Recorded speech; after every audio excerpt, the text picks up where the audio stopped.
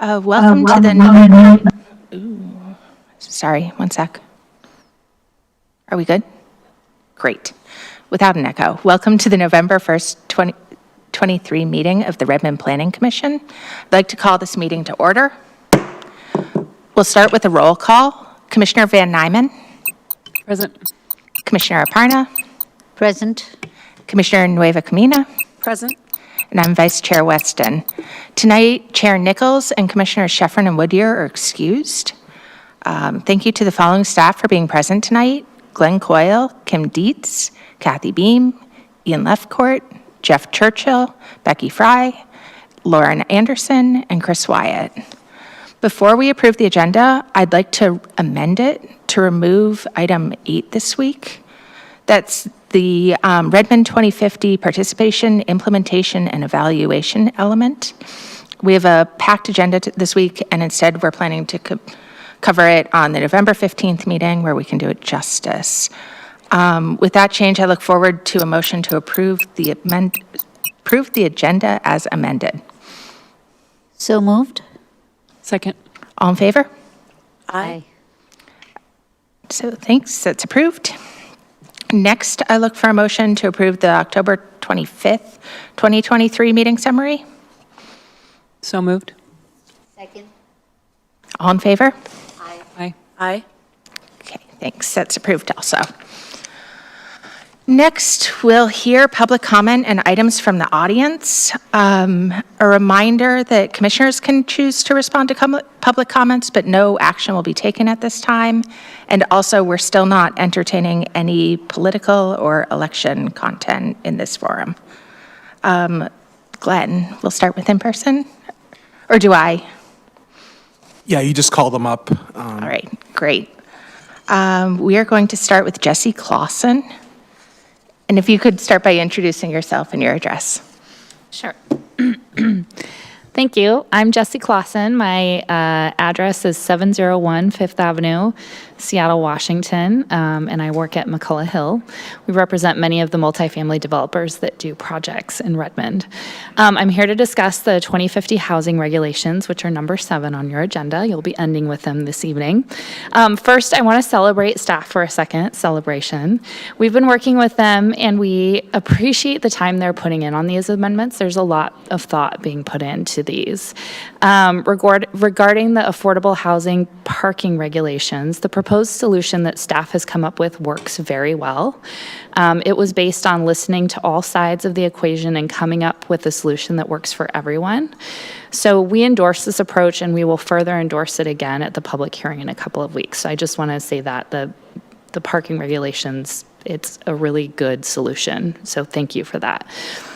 Second, on the inclusionary housing requirements, and as a reminder, today Redmond's requirements are 10% at 80% AMI requirement. The proposal is to go to roughly 10% at 50% AMI, and that is a really big shift in policy. We all agree, staff, private sector, everybody who's looked at this, consultants, that in the current economic environment, the proposed inclusionary housing requirements would result in projects not being financially feasible. You're making a lot of big recommendations from a policy perspective here, so I would encourage the Planning Commission to ask a lot of questions to really figure out if you're in the right policy direction. I think we need to step back for a second and look at the bigger picture.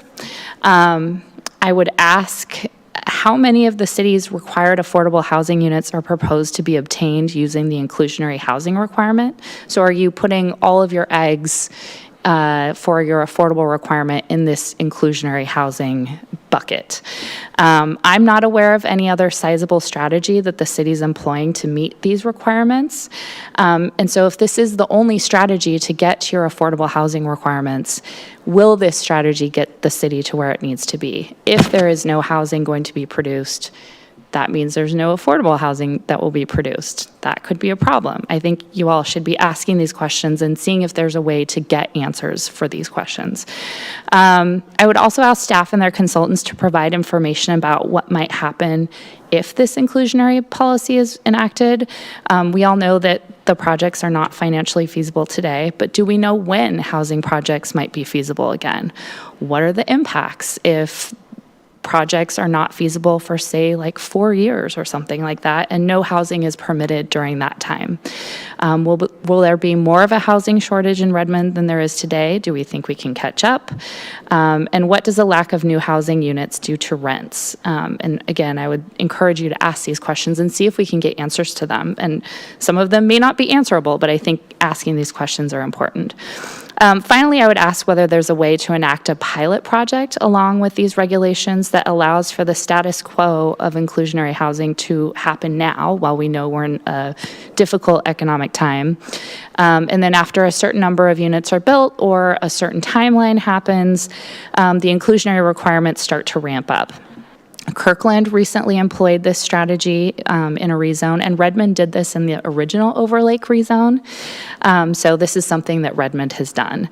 Issaquah is also currently considering something just like this to allow for, to spur development and do a pilot to go to a 10% at 80% requirement.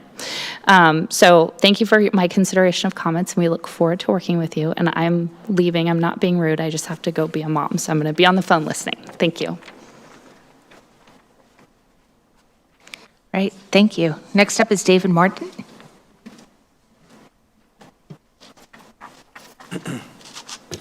Good evening, Commissioners. I'm David Morton, 19934 Northeast Union Hill Road, Redmond, 98053.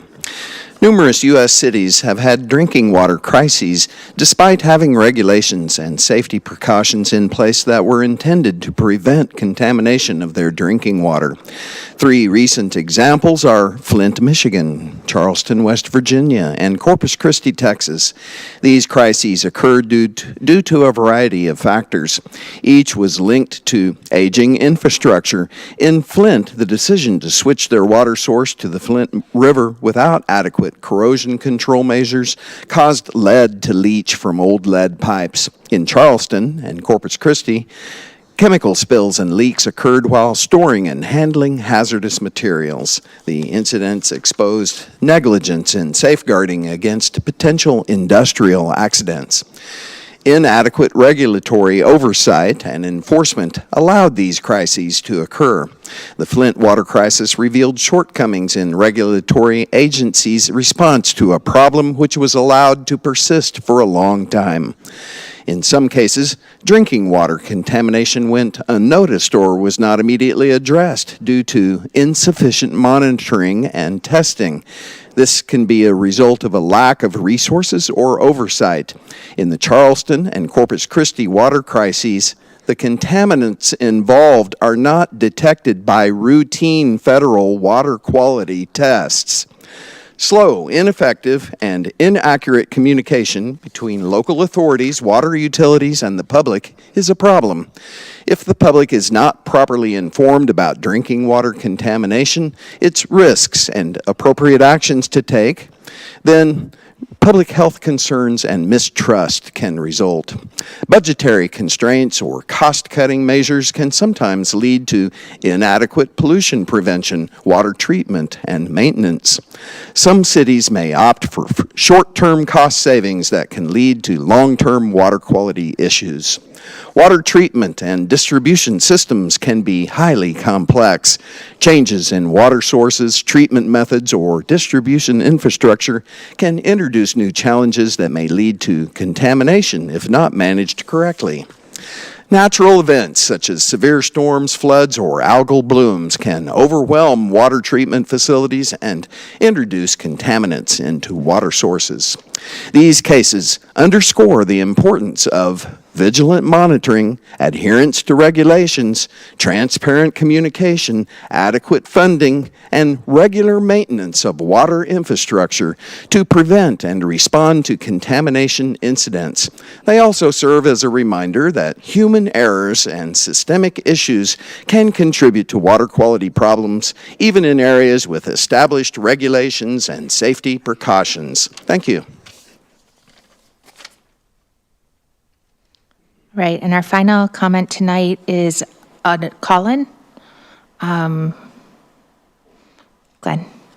Yeah, let me get them called.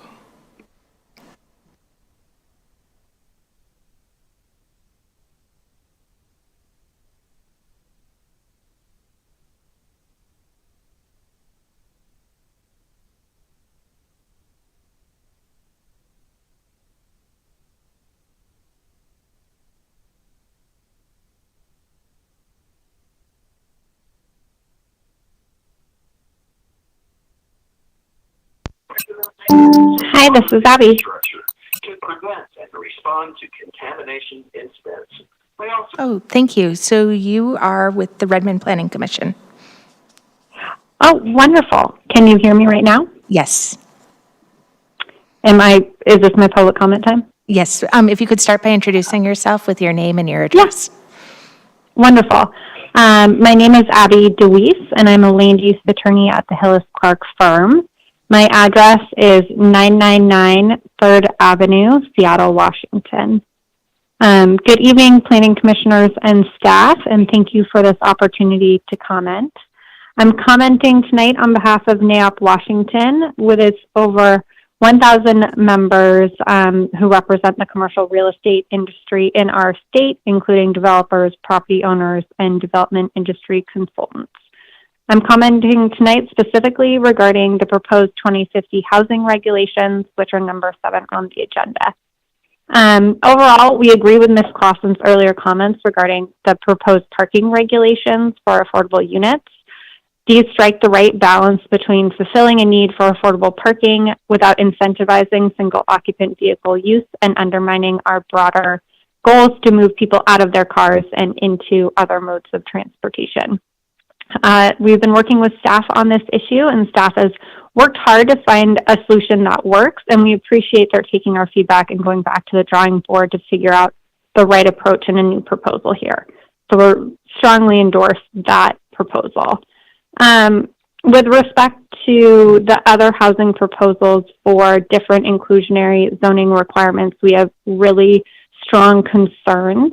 The city's consultant analysis by CAI shows that although the policy change might not result in an essentially taking of economic value of property from the value of property in Redmond today, it also clearly shows that development does not pencil today with these exactions and inclusionary requirements included.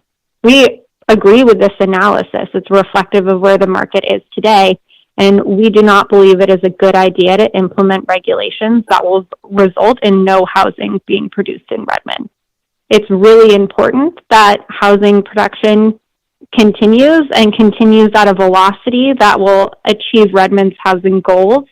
And so we strongly encourage the Planning Commission to question any proposal that shuts down housing production. And we ask you to challenge staff to show what economic conditions it will take to result in housing production with these level of exactions and when that will occur. None of us has a crystal ball here. We don't know what the real estate market will do in our state in the coming months and the coming years. But producing housing and producing more housing than we have in the last decade, in the next decade, will be vital to housing everyone in our state and ensuring that housing can be affordable for everyone. Thank you. Thank you. All right.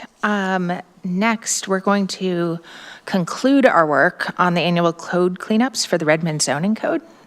So I would like to bring in Kim Dietz. Thank you and good evening, Commissioners.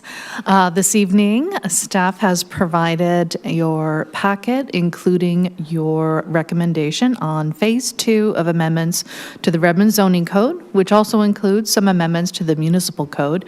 And this is considered a periodic rewrite to Redmond's development regulations. So in your packet, you have your recommendation that accompanies the items that the Commission identified for refinement based on the technical committee's original recommendation.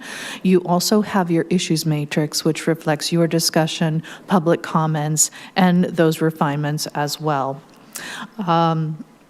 The other item that you have is a refined set of the amendments. That is attachment D to your report. And what that includes is all of the amendments that were originally submitted by the technical committee for your review.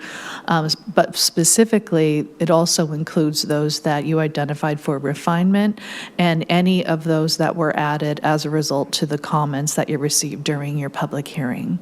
So with that, staff would like to turn this to you for your consideration of its approval this evening. All right. So I think the last pieces are a quick question if anyone has final comments on the two changes that we made last week. So that was the language about plans for reviewing the CARA and the inclusion of ambulatory and outpatient services in the Northwest Design District. Okay, I'm seeing thumbs up. That's good.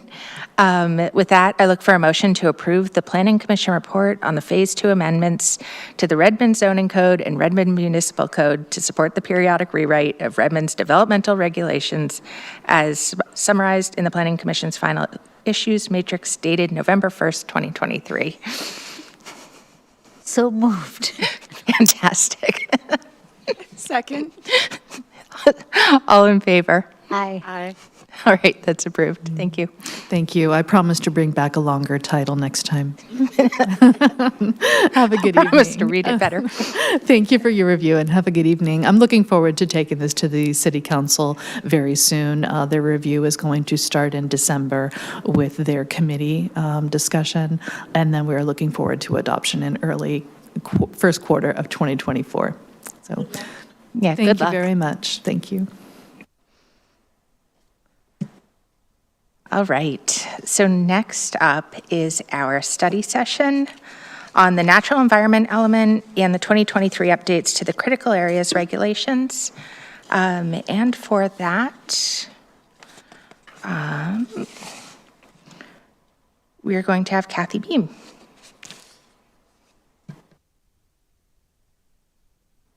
It's been a while since I've been to an in-person meeting. Good evening, Commissioners. My name is Kathy Beam, and I'm the lead for the Critical Areas Update.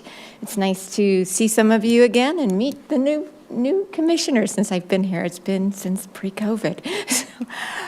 So I think with this, Glenn is actually going to start off with the larger package of the natural environment element. And then nestled within that are the critical areas policies, and then we'll follow through with just an introduction to the critical areas ordinance update. All right. Good evening, Commissioners. Glenn Coyle, Senior Planner, City of Redmond, obviously. And we are here tonight, as Kathy noted, to talk about the second draft of the natural environment element. And that's coupled also with updates to Section B of the natural environment element, critical areas, and related to that, the critical areas regulations. So just as a reminder on the natural environment element, this element is actually not a requirement under the Growth Management Act. The Growth Management Act really stipulates that the land use element addresses land uses for critical areas and protection of groundwater used for public water supply. But we use this element to help support our critical area type regulations, and also to help us align with our kind of regional and county policies related to the natural environment. So the natural environment element serves as kind of a home for our policies related to sustainability and environmental stewardship, green infrastructure, critical areas, tree preservation and landscape enhancement, as well as air quality, noise, and light pollution. We also use the natural environment element to support our shoreline master program. So just as a reminder, this was actually from the draft one, but just wanted to remind folks what was new in the first draft, which was related to the policy updates. The main change really was moving a lot of the climate-related greenhouse gas reduction policies to the climate resilience element, which I've seen the first draft of policies of that, and we'll be seeing that a little bit later this year. The second update was the critical areas policies were being reviewed as part of this critical areas regulations, which Kathy will speak to. Minor updates to focus on our Redmond 2050 goals, and then some consolidation and updates of our tree canopy policies to align with our tree canopy strategic plan. So in draft 2, what is new? Really the biggest update to this is adding and updating the narrative text that goes with all the policies.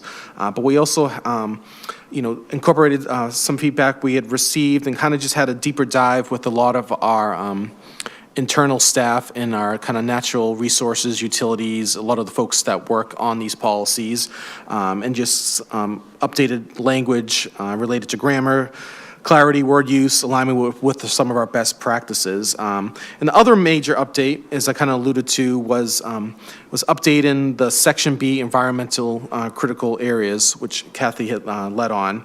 And it said this was a somewhat separate but parallel process. So that's generally the changes on this second draft. And pretty much the input we had received from the community was they were supportive of the updates. So I'm now going to turn it over to Kathy Beam here, who's going to talk about what the critical areas updates are. Thanks, Glenn. So this is somewhat basic, but I didn't know what the level was of the commission with respect to critical areas, and this is just an introduction to the topics. I thought it might be helpful to talk, well, what are critical areas? And they're actually identified in the Growth Management Act as fish and wildlife habitat conservation areas, and those are areas like streams, riparian corridors, any federally or state listed species, habitats and species of local importance, which in Redmond, it's the great blue heron is a species of local importance. And then naturally occurring ponds under 20 acres. And the reason the cutoff is 20 acres because anything over 20 acres is covered under the Shoreline Management Act. So this covers the balance within the city. And then any lands necessary for preserving fish and wildlife connectivity. So habitat corridors are also considered to be fish and wildlife habitat conservation area. And the wetlands, I think most people know what wetlands are, but there's actually a state definition of what a wetland is, and it has to do with certain land and a certain preponderance of water and certain type of vegetation species and soils. So those are regulated as well. And then we have frequently flooded areas. And those are areas typically we think of the 100-year floodplain. And the 100-year floodplain consists of the floodway, which is where the swift water is typically moving. And then you have kind of this backwater area that's called the flood fringe. So the two of those combined equal the frequently flooded areas. Then there are geologically hazardous areas.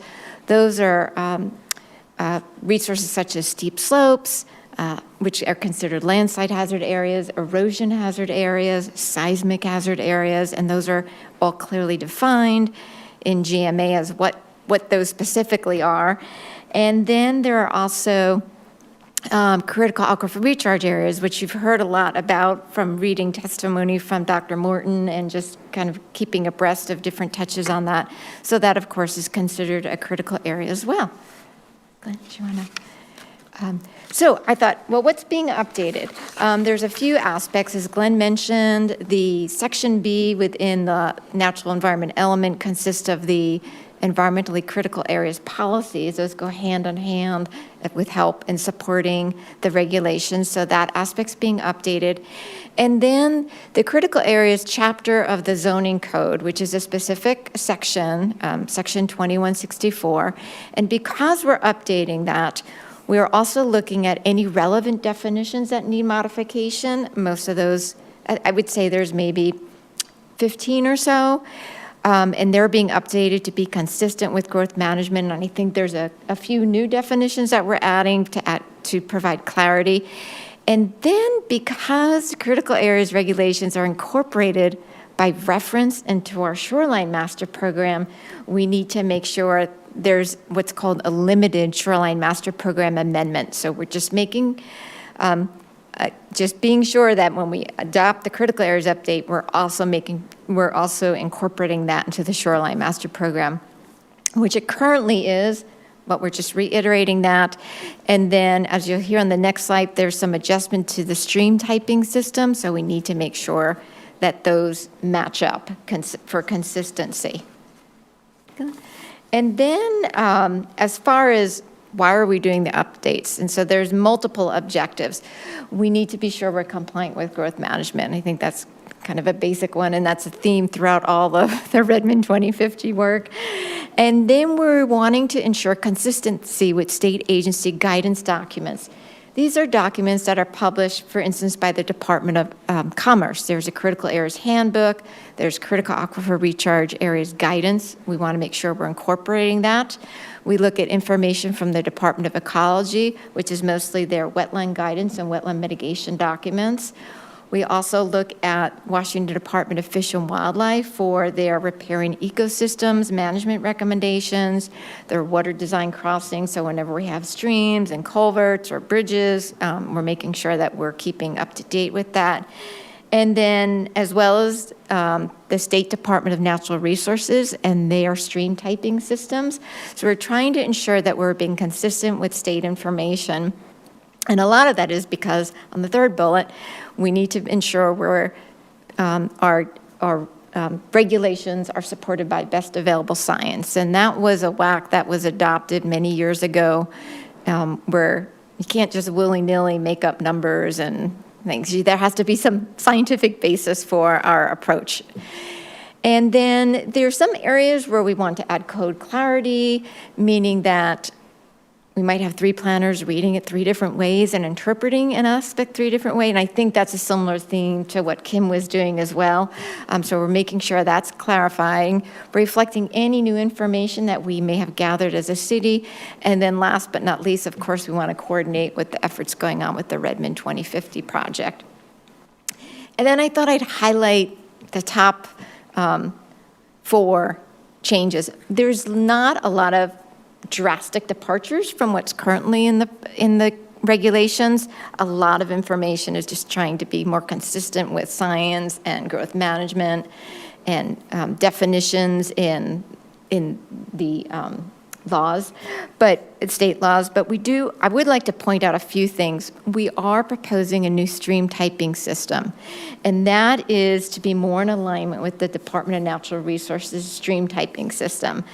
It's not quite identical because we are still calling out streams with salmonid species as higher level of protection, and that's consistent with the requirement in growth management to give special consideration to anadromous fisheries.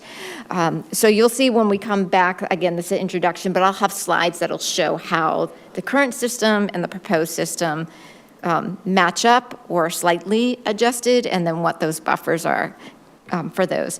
We're also recommending increasing minimum buffers for landslide hazard areas. Currently, the code it requires a 50-foot buffer from a landslide hazard area. And typically those are steep slopes, sort of 40%.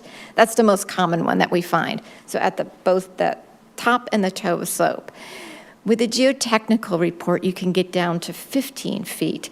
And there's just been some concern that that may not be adequate. And so we've proposed to increase that to 25 feet. So you can reduce, in essence, by half, but you need to submit geotechnical studies, reports, and the code has all that information. But that's something that some of our engineers on staff, it's been something that they've been a little concerned about over the years, and we want to make sure that we're addressing their concerns. And then a new one that we're adding or proposing is to implement building setbacks from critical area buffers. So currently, if you have a critical area, let's say, just for discussion's sake, there's a wetland and it requires a 75-foot buffer. Well, technically, you could build right up to that 75-foot line.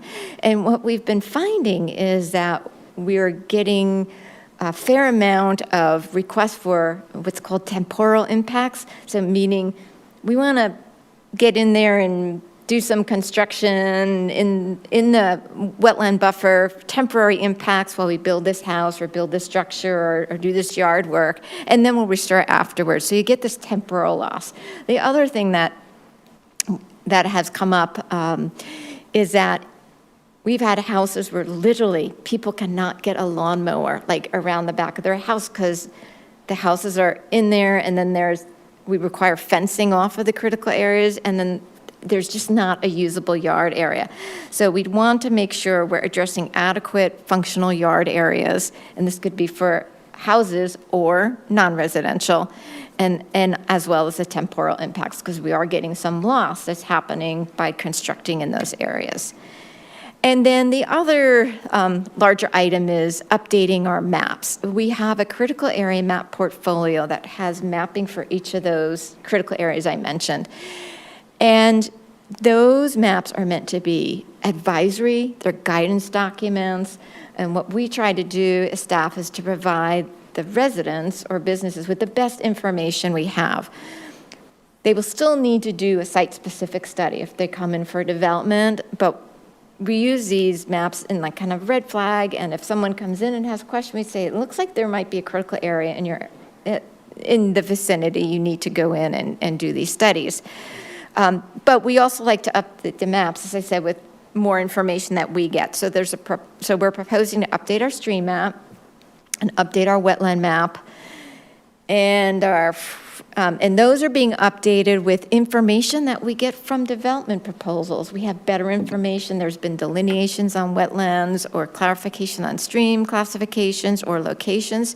So we're taking that information and inputting that into our GIS system to provide better maps.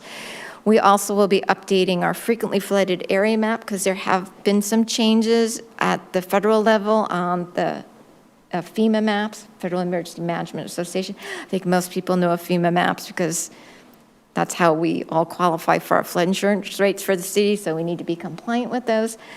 So that information has been updated since our existing portfolio map, which I want to say is from like 93 maybe, because some of those maps haven't been touched in years. And then I think there's some slight tweaking to the CARA maps as well. But again, providing better information, outward facing, and then still acknowledging that these are advisory maps. So those are kind of what I would highlight as the top areas where there's a change from how we currently address elements. And so with that, I think that might be the end. Yes. So yeah, happy to answer any questions. And also just schedule-wise, I was just talking to Jeff, and it looks like we'll be back for more of a formal discussion in February. And so I'll mention that this also had a first touch with the technical committee. Again, just introduction of topic, nothing of deep substance, but we will then be following through our formal zoning code amendment process through the technical review, formal planning commission review, and then on to council. So sometime in February, I will be back. But if there's any questions or comments or things you want us to make sure we're looking at, because this is just a starting point, happy to take notes on that. Commissioner Aparna. Thank you, Vice Chair. Thank you, Kathy. So Sure. I have some very specific comments, which I think I can just email you because Sure. it will take up time. And I will send it to you and Glenn, you can distribute it to the Okay. Planning Commission officially. But broadly, I just want to kind of call out a couple of things. In the critical area document, it would be nice to see a sort of like what you were saying, the matchup in terms of a table. Sure. In terms of what's meeting what, and where we are going beyond or where we would like to go, if that is the case, right? And attached to that, what I don't see in the critical areas things, there's a lot of discussion on monitoring and things, but we don't deal with anything related to frequency of checks, how frequency of quality checks, frequency of mitigation checks, and whether that would be reported out in terms of, so if we are saying we're going to monitor water quality, are we going to, I know it's probably going to come up in some other plan maybe, but it should be referenced here that it's going to be this frequently or something, because we're identifying it as a critical area, right? So somewhere in there should be the checks and the balances attached as a sort of a summary, if not specifics at least, at least that would be nice, because that kind of completes the picture. Oh, this is critical, and here's how we're going to keep it and preserve this whole area, right? And then the second part, which is the broad high-level things, is to do with CARA 2. I think, given the fact that, again, actually one step before that, anything related to the water, groundwater quality, we are talking about things as they are today, but we don't talk about excessive drawdown with increased growth or any climate change impacts. So somewhere in there, there should be something which is referencing that. This would be in the policies as well and in the critical area discussion. And I think what would be interesting would be to see whether CARA 2 can be revisited in terms of the land uses. The protections afforded to CARA 1 are great, but hypothetically, if in 10 years our water is not recharging the way it should be, and CARA 2 is vouchsafing that 5 or 10 years down the line. So we need to extend those protections outwards. And here I would like to point to David Morton and his detailed commentary on the CARA 1 and 2 and details. I think significantly that's the part which is the long range part here. It's the here and now, it's working great, right? I mean, it's all good. We could tweak a few words here and there, but it's the CARA 2 which we are looking at, because we still eventually want what? The city's 40% water to stay good and still be there for us, even with extended growth and with climate change and with less runoff or, different situations. So those are my really high level points. I can send out an email on the nitty-gritty, slightly more painful kind of points. So. It's fine. Thank you. Thank you. All right. Anyone else? Commissioner Nueva Camina? Hi, Ms. Beam. It's nice to meet you in Nice to person. meet you. I just wanted to echo everything that Commissioner Aparna said, where I'm grateful that she can go in depth into the nitty gritty in the emails, because mine goes as deep as her high level ones. But I wanted just to show the agreement there, and making sure that we're thinking about 10, 20 years from now. Wouldn't it be great if we can look back and say, hey, we did such a really great job that this never became an issue, rather than 10, 20 years from now, we're like, oh, and now we've got this issue. Yeah. Thank you. Sure. All right. Commissioner Van Nymen.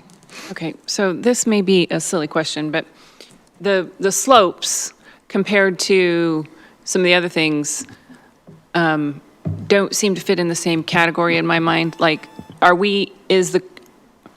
they're critical in terms of safety, erosion, but I guess it's a silly question. I'm trying to understand why we care, other than safety, how close somebody builds to the edge, right? The insurance company cares.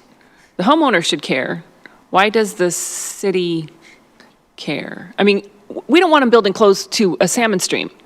We don't want them infringing on water supplies. We don't want them creating pollutants.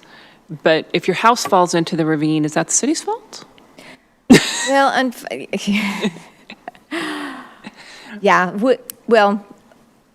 we are required to identify and write regulations for geologically hazard areas as defined in the Growth Management Act. And the Growth Management Act includes landslide hazard areas, which are steep slopes, which are slopes over 40%. There are also slopes over 15% if there's areas of, trying not to explain this really technical, but like where water's coming down and hits a plane, like a clay lens, and it could, the slope can come off. I think there's been heightened awareness since of OSO as well. And so we're trying to be compliant with the Growth Management Act. I think it's one of these yeah. Is there an actual environmental impact that I'm not understanding with regard to the No. slope? Okay. So some of the critical areas are important because of their values functions to the ecosystem. Others are important because of the hazards they present. Geologically hazard areas fall into that latter category, as do floodplains to some degree. Floodplains cause both, because obviously if you build in a floodplain, that's a problem when it floods. But it also disrupts channel forming processes. It happens to provide habitat functions for fish and all. So, but you're right, geologically hazard areas mainly fall in the category of the hazard.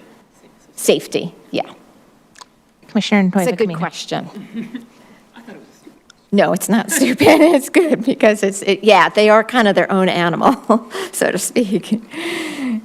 Ms. Beam, question on if a building or a development area is built on a slope and it goes down, what we saw in Oso, then it becomes contaminated because houses produce waste of various types. Does that play into that? I would say to some degree, but it's mostly because of the threat to life and property. Okay. Thank you. Commissioner Barna. I think added to that is also that once a slope destabilizes, you've got a cascading effect. So it's not just if you built it the wrong way and you're willing to take the risk, it so happens a collapse could impact your neighbors who did not make those choices. So it's a community-wide, like it's a cascading effect, and that, from a city perspective, right? I mean, it's because a slope, it doesn't just form one place. It destabilizes along, and any infrastructure which goes with it. I think Bellevue had that thing near the school. There was a wide, a pipe burst somewhere, and they built, the house was too close to the slope, and the house got washed away or something. So you've got unintended consequences of somebody else building at the wrong place, right? So I think the school was held liable for having the water or something go through that, if I'm not mistaken. So. Right. I'd like to add in just one comment. I really appreciate Redmond relying on the best available science. I think that's a great way to govern in general. I think most of my concern about the CARA 2 specifically is that I worry that the best available science might not be where we actually want for drinking water. And I think there have been examples of that in different places. So like around the state, we've been hearing a lot about PFAS, for example, where there wasn't a prevention scheme in place. Now it's in the water, and it would be unimaginably expensive to fix or to address. I don't know what the threats are to Redmond's drinking water specifically, but looking down the list of prohibited uses in CARA 1, most of those seem really smart to keep out of the water supply. So I think my interest in this is either to basically say, how are we sure that we're not running against that 5-year limit? Either through testing or like what is the actual process for someone alerting the city that there's even an issue? Is that self-reporting? Because I would worry that that's fallible. Or is there something a little bit more rigorous in place somehow, or like budget, I'm not sure what, that would just kind of lower off our worry? Because 5 years, it seems like lawsuits could drag out for 5 years, and then in the meantime, the water, even if we knew right up. So I think that there's general concern about it that I've been hearing for the last few months based on that. I think climate change is another area where the best available science, the models are just getting weird. So I don't think we necessarily have a great guess going forward what drought does to our water table and the CARAs. And so I think there's interest in that. That's a hard thing to speak to, but if we could just... I'm not exactly sure what I'm even looking for. Just acknowledgement that the best available science here might be a little bit of a guess because things are in flux. They're changing. And then just one final comment on a separate topic, and then I'll hand back around. Just on the maps, I would love a little bit more information about what the changes are responding to, especially when we're going back to 1993 for some of these. Yes. And one that like really caught my eye as an example for that I wasn't clear if for the Rose Hill, the critical wildlife habitat map in Rose Hill and Willows neighborhood, if that entire wildlife habitat is going away, or if it's just the map, or... It's just, yeah, obviously the habitat's there. If it exists, it exists. So this is a challenge with maps sometimes because people are like, oh my God, now there's a stream on my property. I'm like, well, is it physically there? Right. Just because it's on a map. That's why we have these big disclaimers because it's general planning purposes, field conditions govern. That map is just being eliminated because it's the only part of the city that has a map. But having said that, our Natural Resource Group, which is in the EUS, Environmental Utilities Stormwater Division, is that EUSD? I don't even know what the acronym stands. Anyway, we have under contract a consulting firm that's updating our wildlife habitat plan. We have a plan. It was never adopted by any formal mechanism. We tried many years ago, and for whatever reason, it just didn't go anywhere. But we do use it as a resource in the city, and they are leading the effort to update that map. And so we will have updated information. It won't be a formally adopted document, but it certainly will be a resource document. And so that's another reason why that map is going away, because they're relooking at how we assessed habitat units and bringing that up to more current science and acceptable methodologies. Great, thank you. Sure. All right, passing it back around. Commissioner Aparna.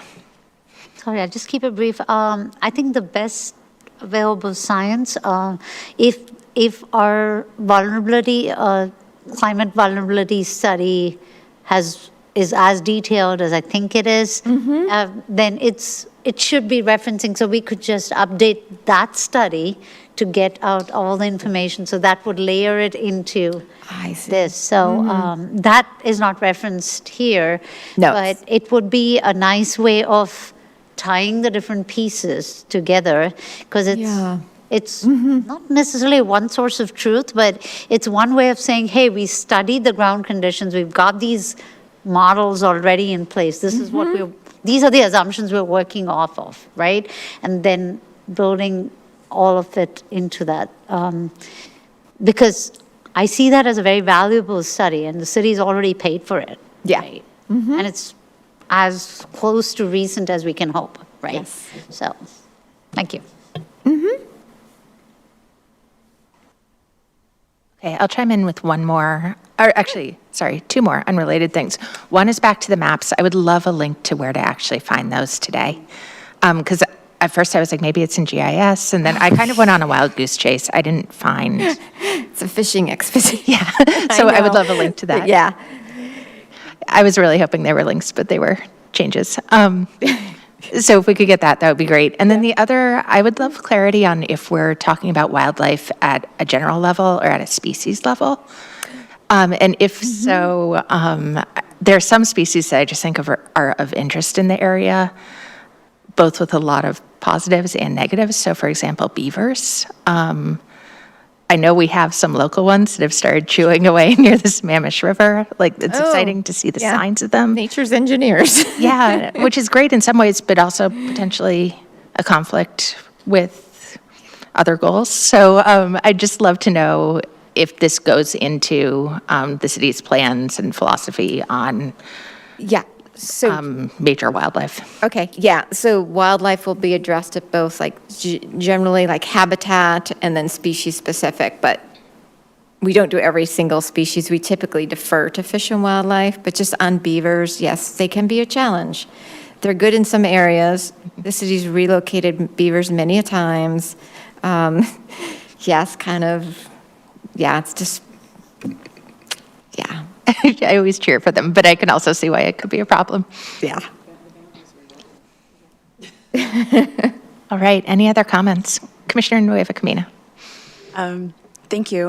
When I was going through, I would see reference to native plants. Yes. And things being done, with native plants. And I remembered Commissioner Aparna bringing up that as we are shifting due to climate change, that plants that are native may no longer be sustainable in particular areas. And I don't know what how we could phrase that differently. Yeah, typically, yeah, that's something that's come up with the tree stuff, which has been on hold for years. But looking at what's commonly referred to as Northwest adaptive plants, that gets at the climate change, because you're correct, some of the species are going to be shifting over the years, or already starting to shift. Yeah. Yeah. And just trying to maintain the forward thinking, thinking, okay, well, what could that look like then? And what language do we have that's intentional to get us there? Thank you. Sure. All right. Thank you for your time. Great. Thank you all very much. And I will see you back here in February. Great. Thank you. Thank you.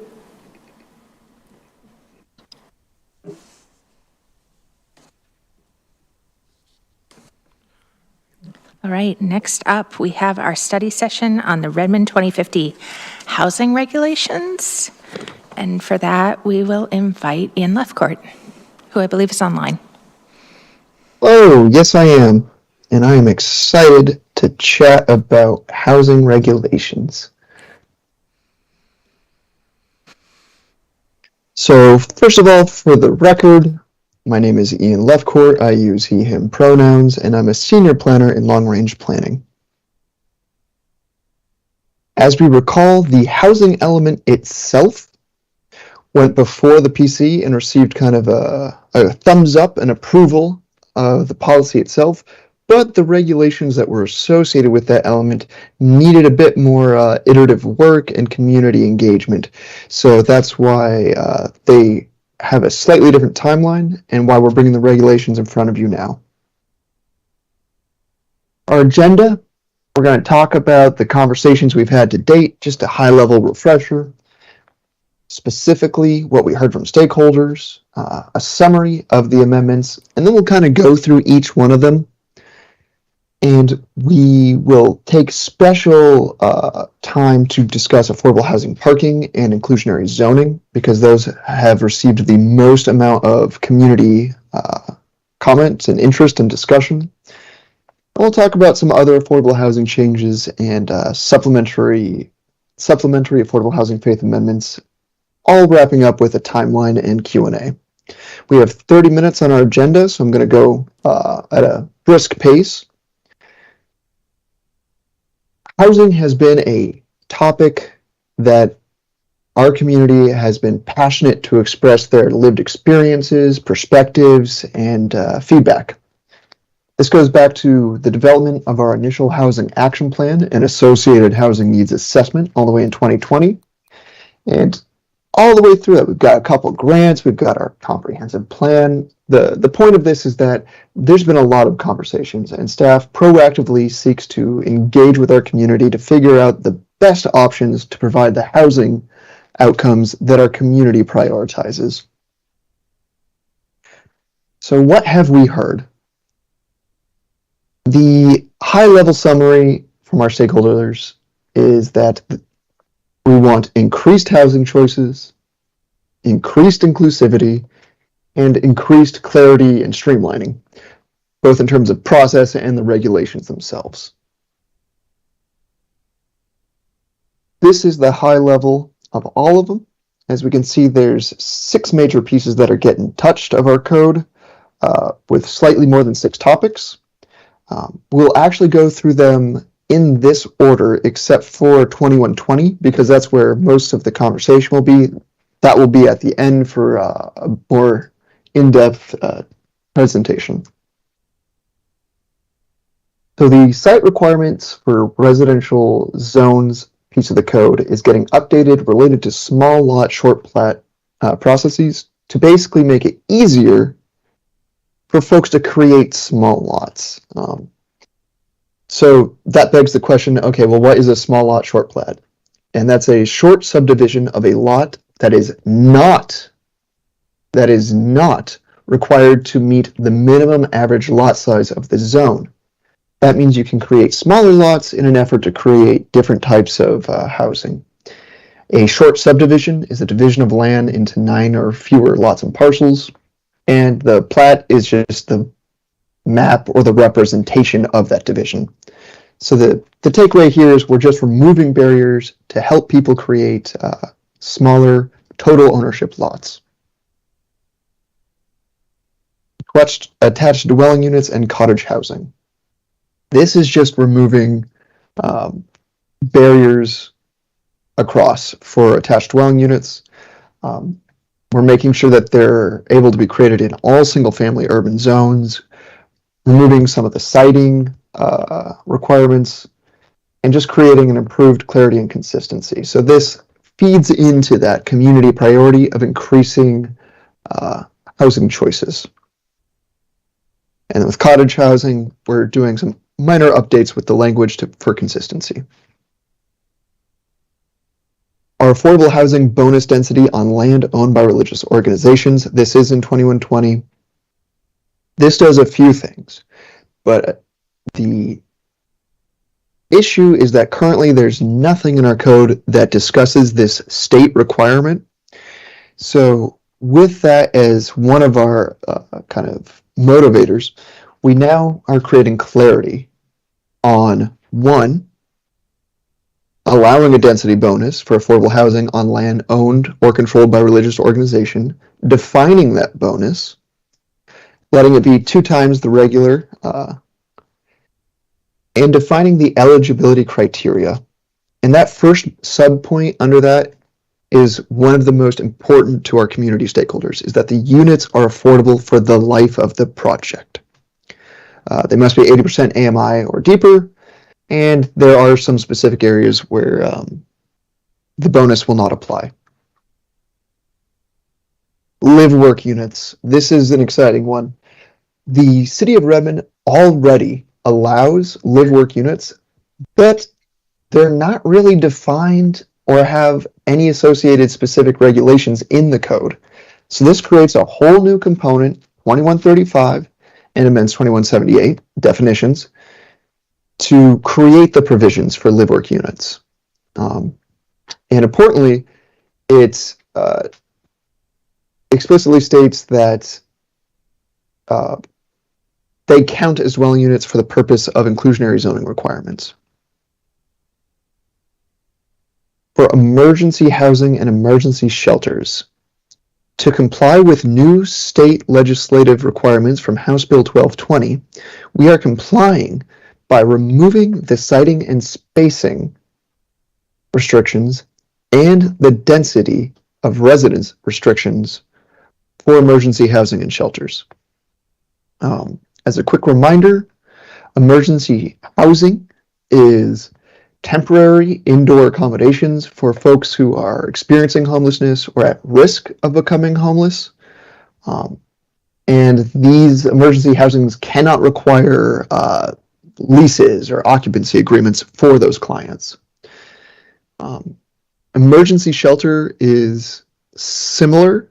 It's temporary shelter for those who are already experiencing homelessness. Same thing, can't require leases or occupancy agreements, but it also includes things like warming centers or cooling centers, kind of those more temporary shelters. So back to some of the other 2120 amendments. We'll start with affordable housing and parking. Historically, the practice of the city was that every affordable housing unit was assigned a parking stall. That was not explicitly defined in our code. It was just the practice that went forward with the affordable housing agreements that were used to enforce inclusionary zoning. So not only do we need to create explicit parameters, provisions for what this component of parking related to affordable housing is generally, but also there's a need for it because the market trend is for increased decoupling of parking stalls from housing units. What does decoupling mean?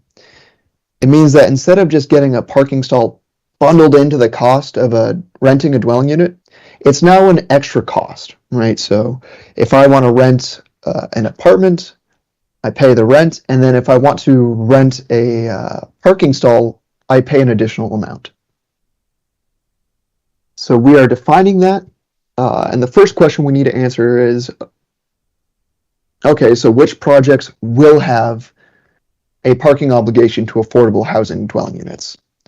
And there's a lot of community priorities that are at tension here, right? There's an equity lens where we want to ensure that the affordable housing households have the same access to single vehicle transportation, because often those associated jobs are kind of off shift jobs, or they're at distant sites. That makes transit not as feasible of an option. Also, the city has priorities about reducing single vehicle miles traveled in an effort to reduce carbon emissions. So the approach in front of you is that, okay, projects where fewer than half of the units are affordable, they could qualify for this. That means, projects where it's mainly affordable housing do not have specific parking obligations for here. Second, projects with a parking ratio greater than 0.75 parking stalls per dwelling unit. So that means if a project is really pursuing the reduced amount of parking stalls overall for their project, this will provide some relief, and indeed provides a small incentive to those projects to pursue less car-centric accommodations. What is the affordable housing parking obligation? The affordable housing units and the market rate units both get a proportionate share of the parking supply. We'll do some math on the next slide for what that means. There's a discount for affordable housing units in the cost of renting a market rate parking or renting a parking stall. Effectively, it's 2/3 of whatever the average price is of those parking stalls in that specific project. And affordable housing units without a parking stall get priority for leasing surplus parking stalls ahead of market rate units which already have a stall. So we're basically trying to make sure that affordable housing units without parking have a first right of refusal over market rate units that already have parking. So let's go through an example. If we've got 200 total housing units in a project and a parking ratio of 0.75, there are 20 affordable units, 180 market rate units. That means approximately 10% of the units are affordable units. Therefore, 10% of the 150 parking stalls will be designated for affordable housing units. Some of the other 2120 Amendment topics, we're adding code language to evaluate inclusionary zoning from time to time. And this is really one of the high-level underlying points we need to make to the Planning Commission, is that staff cannot update regulations in direct harmony with changing economic conditions. I mean, just think about the last 18 months and how different the economic conditions were in just that short amount of time. So staff wants to make sure that we have an approach of recognizing changing economic conditions while also acknowledging we simply cannot do short-term regulatory updates. We need to provide consistency and some amount of long-range planning efforts so that folks know if they start a project, it's going to be like this for, the next X amount of years. We are expanding inclusionary zoning citywide. Currently, it does not apply to all neighborhoods. And we're going to make sure that we implement this expansion concurrent with the appropriate zoning increases. We recognize that inclusionary zoning does have an impact to financial returns for projects, and so we want to make sure that there's that kind of give and take with this. We want to make sure that the increased development capacity for developers creates a balance. We are more explicitly discussing about how affordable housing structure types must be generally proportionate to the mix of housing structure types in the overall development. That means, let's say we have a housing subdivision and all the units are single-family homes except for one structure is a duplex. Well, generally, we want to make sure that the housing structures for affordable housing match up. However, in that specific example, especially for projects that are ownership units, we do need to retain some discretion for the use of other housing types like cottages and duplexes to fulfill inclusionary zoning requirements, because that's the effective way of actually realizing these projects and housing outcomes. And as we discussed earlier, the last one there is affordable housing density bonus on religious property. Okay, so that's kind of the summary of the amendments.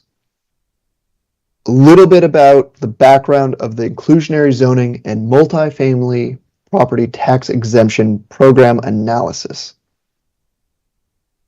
The Housing Action Plan Implementation Grant, which we earned a couple years ago, was used to hire Community Attributes, Inc., our consultants, specifically to analyze those two programs.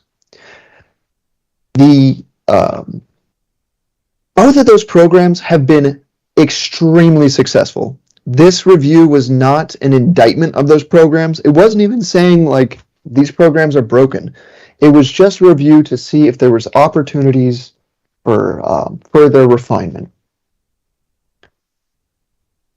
There were numerous conversations throughout this project. Development stakeholders, lenders, other jurisdictions.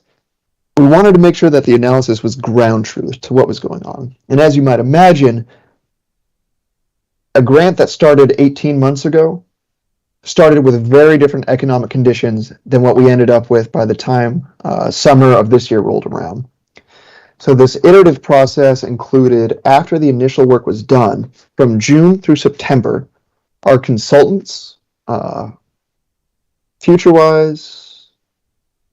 a whole bunch of other stakeholders, but a special acknowledgement of the time and energy shared by our developer stakeholders. They took the time to meet with us and really review the inputs, make sure we were getting everything right, to create a model that better reflected the notable changing economic conditions, just to, really tighten up the model. Some of the considerations and findings of that iterative process of getting the models to a good place. The first thing we want to highlight is that the model is one factor influencing policy and regulatory direction. It's not the end-all be-all. It's not something that we have to follow with ironclad, but it is a valuable tool for helping us make decisions about policy and regulatory direction.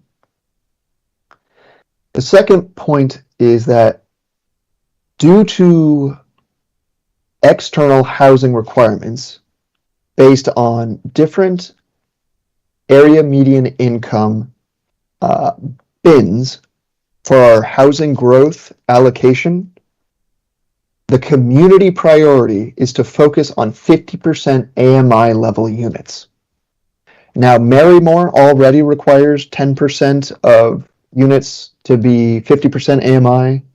The voluntary MFTE aligns with that, but elsewhere in the city, there is that kind of focus where the units are 10% at 80% AMI. So we're looking around for options that are creating IZ and MFTE parameters, which are approximately cost neutral compared to existing parameters. Now, what we mean by cost neutral is that whatever IZ and MFTE parameters are proposed, it has the same impact to, say, development yield on cost figures as our current existing regulations. So the notion would be that the economic impact of these regulations would be consistent from the status quo, and from any proposed parameters. That was one of the frameworks of the analysis. As you heard from some of our items from the audience, no modeled scenario, even the status quo, IZ and MFT parameters, results in financially feasible projects at this point in these current economic conditions. It's also important to acknowledge that ownership and rental units have very different market considerations and conditions. So that's why you see in some of the options there are differences between what we think is a good starting point for discussion for rental and ownership.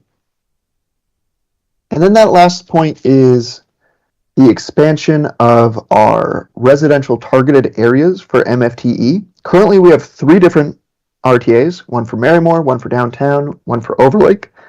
And there's 2 different sets of parameters. Marymore has its own, and then downtown and Overlake are the same. And an RTA is effectively just the area where the city says the MFTE program is applicable. So we would like to expand that citywide. There's a lot of numbers on this table, so I just want to emphasize kind of the big takeaway here is that far right column, the difference between the scenario we're testing and the status quo. So if we look at downtown, for example, a mid-rise prototype, we can see that the yield on cost, that's a metric for financial return, of the status quo 5% at 50% AMI, has a 4.07 yield on cost. The 7% scenario has a yield on cost for that same mid-rise prototype in downtown of 4.04. So then when we look at that very far right column, that shows us the difference. And the difference between the status quo and that specific scenario is 0.03% different in yield and cost. So it's very similar. It's in the same ballpark. But it is worth noting that, again, both of those scenarios are less than the 6% yield on cost that developers are looking for.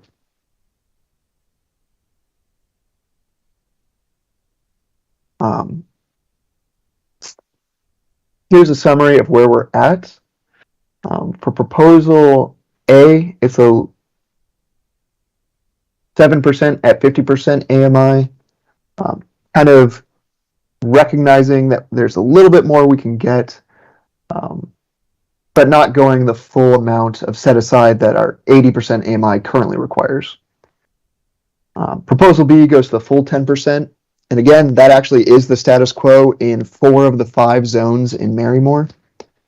And then when we look at inclusionary zoning for ownership,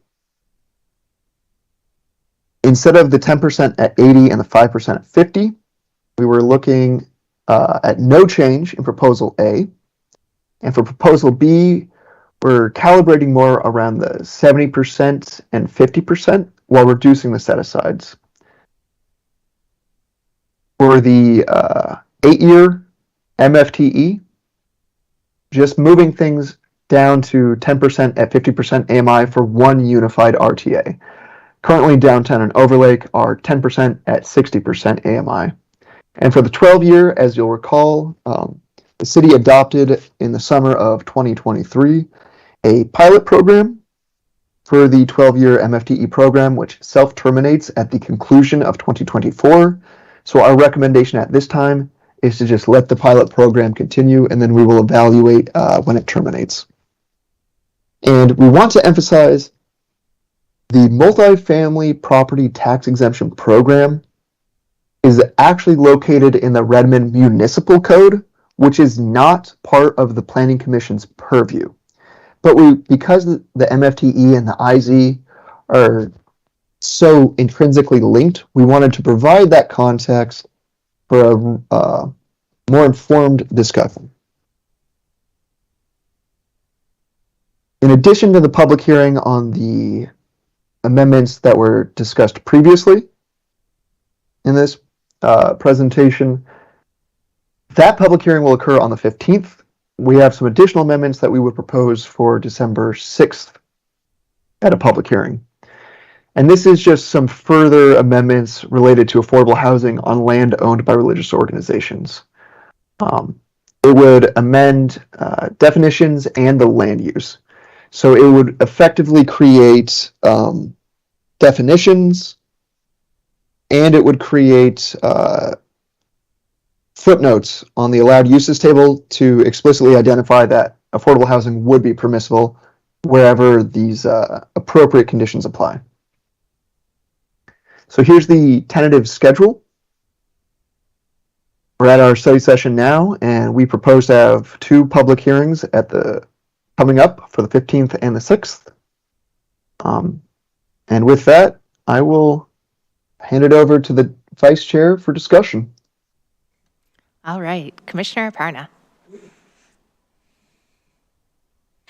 Thank you, Ian.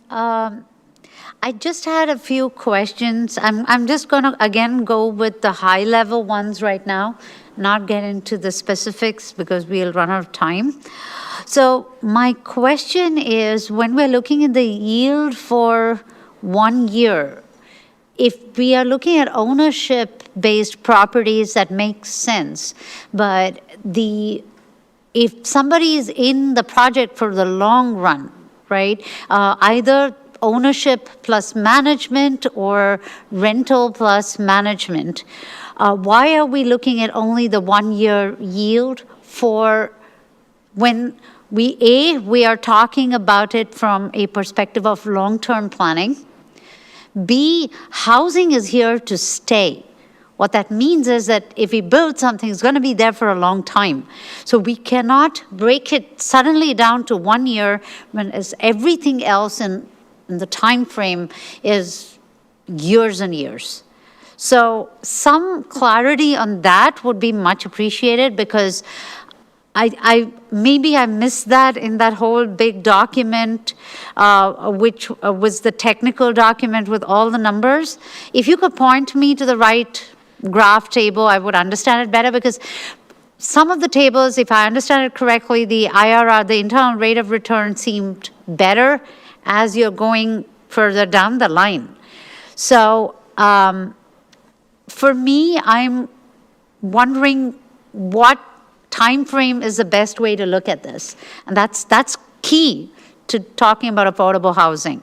So one option is, if we are facing stressors right now, is to see maybe it's a phase 1 and a phase 2, where we accommodate economic stressors now, but in the hope that, hey, you know, phase 2, it is coming, you can plan for what is coming, and it's not going to be like jumping out of the closet and saying boo, but it's there for people to understand that that's where we're headed. So those are options we might want to consider. Then the second point I wanted to talk about was... Actually, Aparna, maybe we'll pass around and then you can come back for a second point. Thank you. Is that all right? Does anyone else have anything? Commissioner Van Nymen. Okay, so I don't know if we're just asking questions or if we're looking for answers tonight. But I have the need for some hands-on learning and math examples of what this all really looks like. And I know maybe I should know more than I do at this point.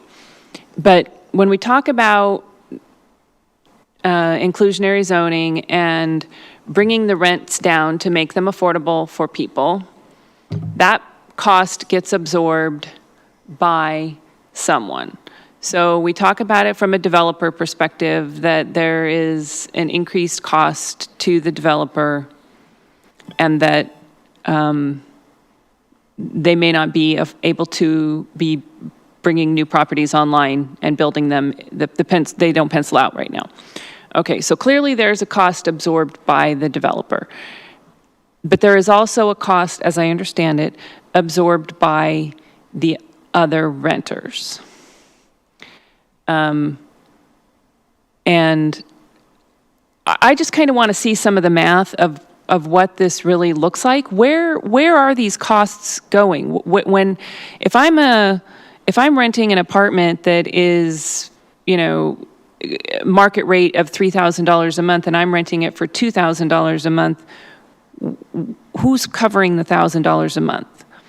And assuming that it is what I think it is, which is that perhaps up front the developer covers some of it, but in the long run, the fellow renters cover it. I mean, from an equity standpoint, that's not very legitimate. I mean, I understand we're helping people get into their housing, but we're expecting fellow renters in Redmond to absorb all the cost as opposed to any of the homeowners, right? Are my property taxes going to cover any of this affordability discussion as a homeowner? But if I move to Redmond and I can afford to pay $3,000 a month rent, well, now we're going to make you pay $3,200 a month rent because you have to cover the cost of everybody else for their affordable housing. Am I off in this? Ian, maybe you could chime in. Absolutely. So there's a few pieces there. I think the first is addressing the impact to market rate renters in these units that have affordable cost-controlled units. At first blush, from kind of like a Econ 101 perspective, it does seem like, okay, if the rents in the affordable units are controlled to be lower, then the rents for the market rate units would go up to compensate for that. The reason that is not always the case is because typically, because our region has such a deficit of housing units relative to the demand for housing, the market rate units are already rented at effectively the highest that the market will bear, right? It's not like a project is going to charge $100 less when they could charge the maximum job, right? Like their job is to get the return that's necessary to get the project to pencil.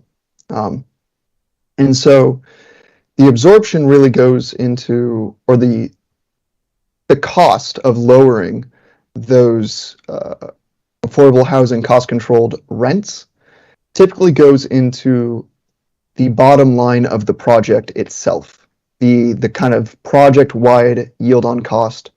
And to Commissioner Aparna's point, there are many different strategies for how these are managed. Some of them have like a 15-year hold where they'll develop it, manage it for 15 years, then sell it, or some developers will basically just get it going, and as it's still like coming online, will sell it. Other firms will hold the property for the life of the project. But there's a lot there. And I see that manager Jeff Churchill has joined us, so I'll let him take the mic. Welcome, Thanks, Jeff. Ian, and good evening, everybody. I wanted to be even more specific. In a lot of cases, so I think you addressed like where's the extra market rent and why it's not really there. Where does the cost go? It goes into the bottom line of the project, but more specifically, it goes into the land price, or rather, it comes out of the land price. Developers face a whole series of costs, and kind of what's left over is what they can pay for the land.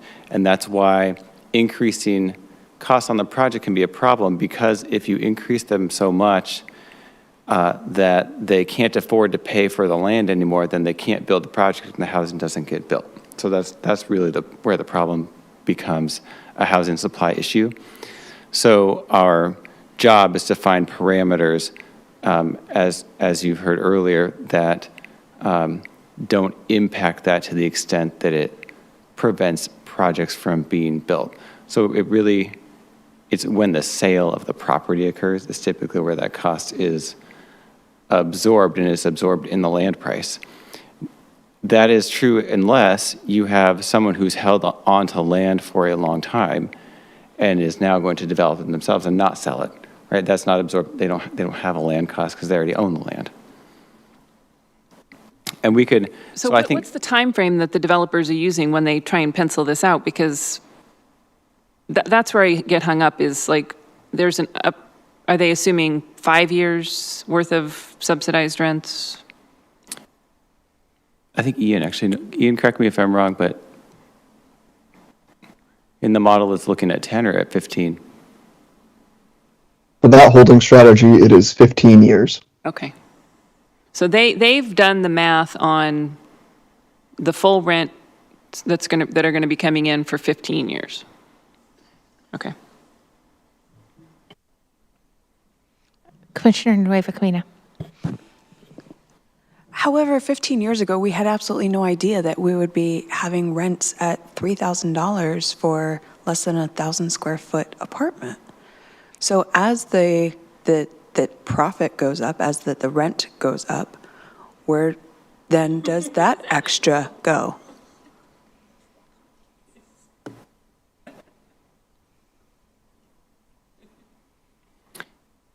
The reason why I ask is, we hear from the developers, and I agree with this, we don't have a crystal ball. So just as we have absolutely no idea where things are going to be going, we also have no idea where things are going to be going, right? So we don't know, like, where, in these financial times, I've been hearing that for 20 years.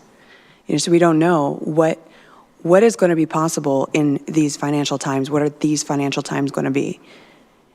And so we're seeing the maximum that the market can withstand. We're seeing very, very high rents. A friend of mine in Rose Hill is selling their home, and they bought their home about 20 years ago, and their mortgage on their home is roughly the average rent in downtown Redmond right now at $2,700.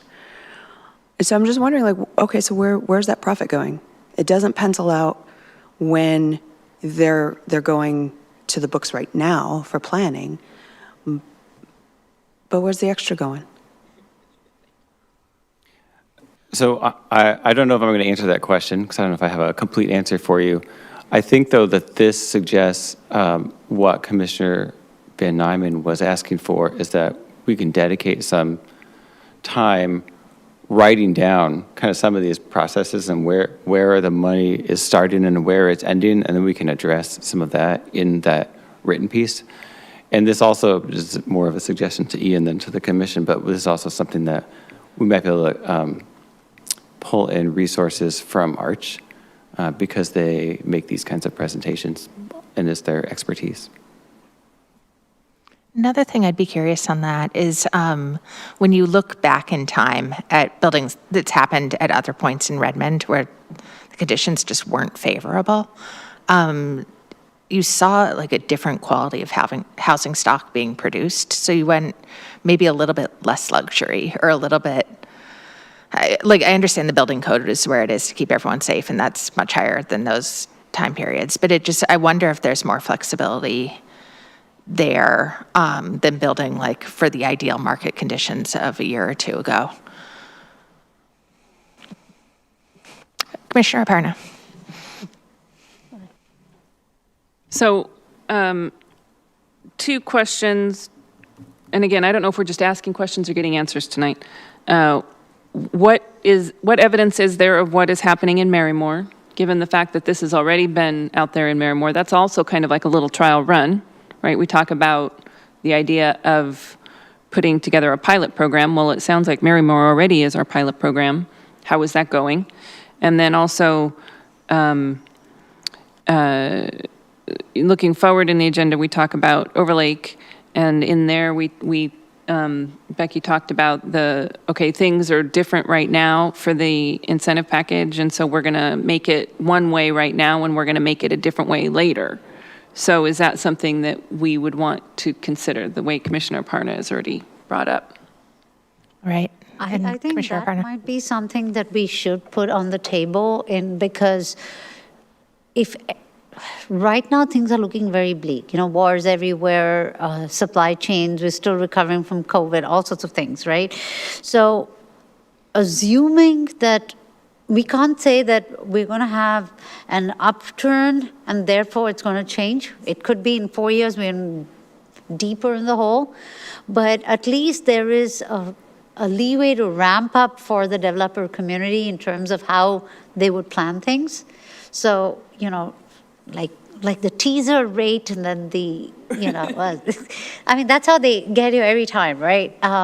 But a way to introduce the idea that stricter regulations are coming, it's phased in. And I really liked how that incentive package did it too. Commissioner Van Emeren is right. I mean, it's proposed in other places, so why not here? I'd like to say two things about that, if I could. One is we have done phased in regulations for affordable housing in the past, in downtown and in Overlake. When the initial inclusionary zoning ordinances were adopted, they were adopted so that the first X number of units didn't have to comply, and then the next X number were at 90% AMI, and then 80% AMI. So it was a phase-in. So that's a possibility.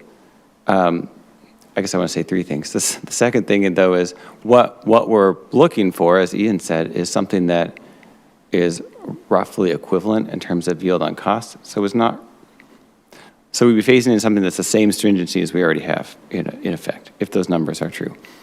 The third thing I want to say is that we need to be cognizant of the timing of it all and the sequencing. And the reason is that if we introduce a requirement is more stringent, we need to do that concurrent with an offset in terms of like a bonus or an up zone or something like that, which we are doing in many zones as part of Redmond 2050. If we do that but don't do anything with the affordable housing and then come back later and say we want to do some affordable housing now, we've kind of done that out of sequence, so we need to keep that in mind. That doesn't mean it can't happen. It just means we need to be careful and or creative about figuring that out. Commissioner Van Nuymen. Is the incentive package the carrot? And this is the stick? Are you referring to the Overlake incentive package? Yeah. It's not the carrot. There's affordable housing required without the incentive package. In the incentive package, you can do more affordable housing and get a carrot with that. But it doesn't become economically feasible, perhaps, unless you've taken advantage of those things. In the current market. Taking advantage of the incentive program in Overlake, if you're choosing to do affordable housing, it's not going to change the underlying affordability of doing the required affordable housing, I don't think. Right, Commissioner Aparna.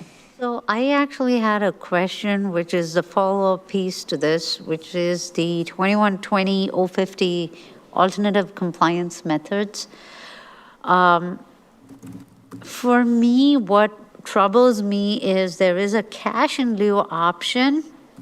So I am wondering if that cash in lieu option kicks in even for the inclusionary zoning.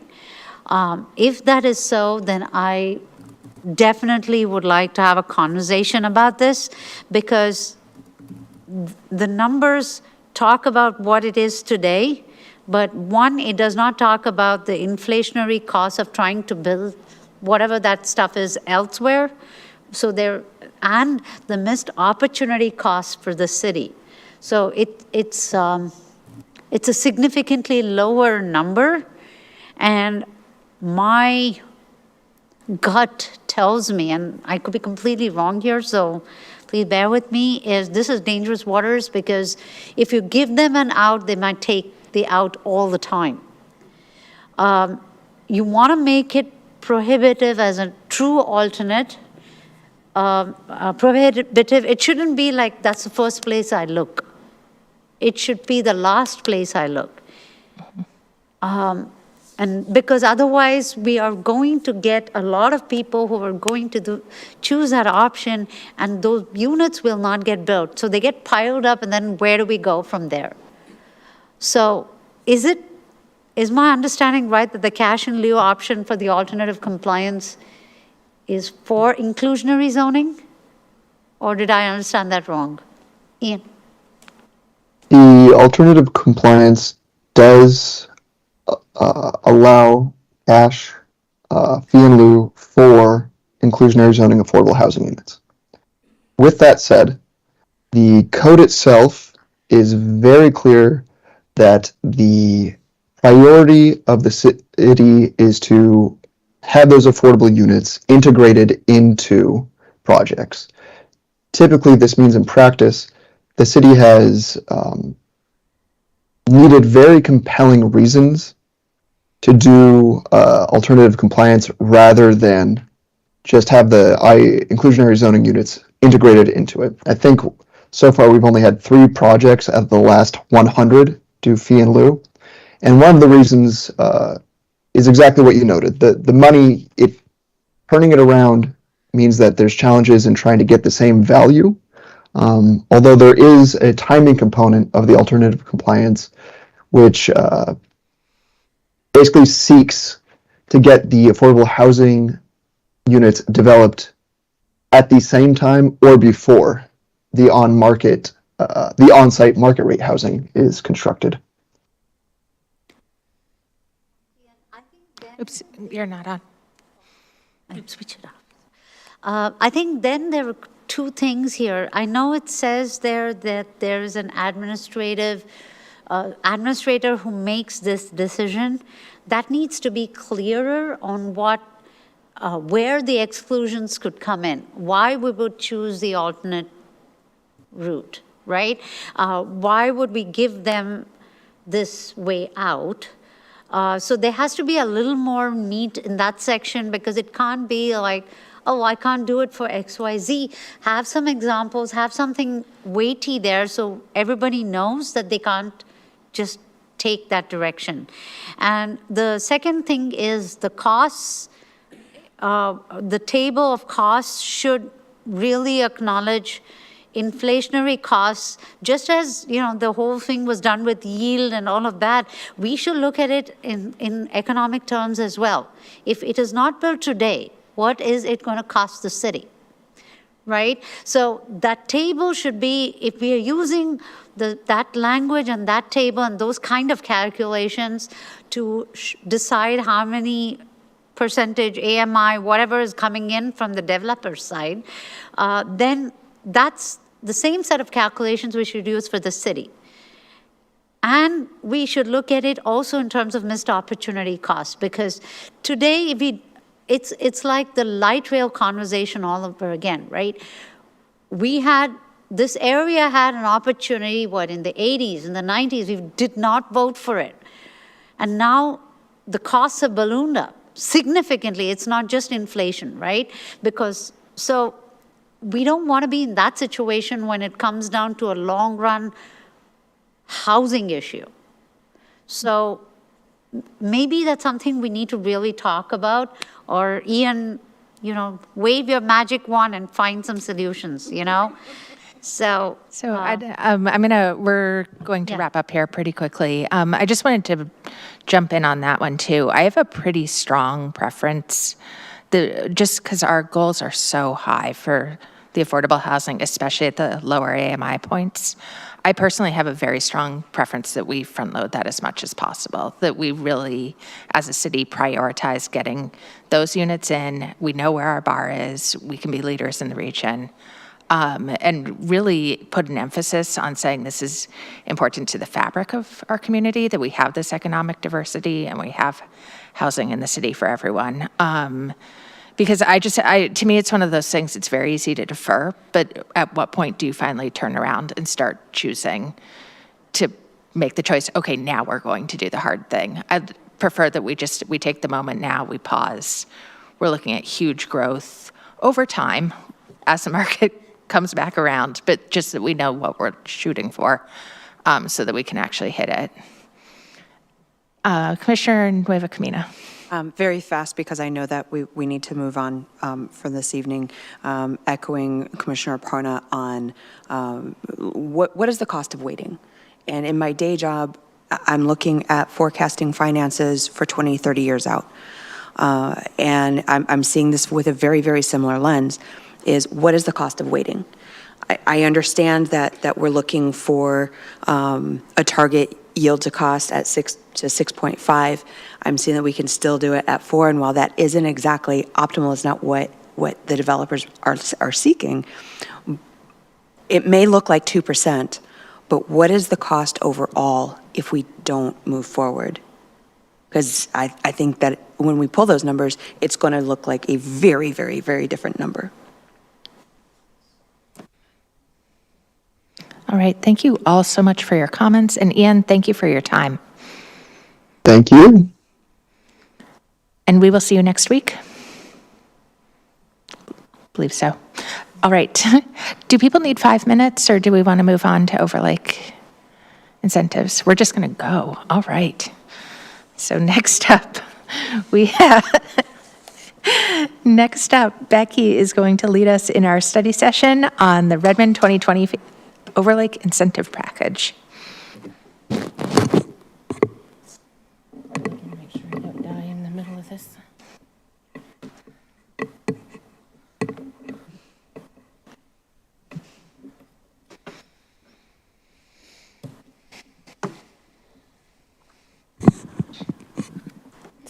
Good evening, Commissioners.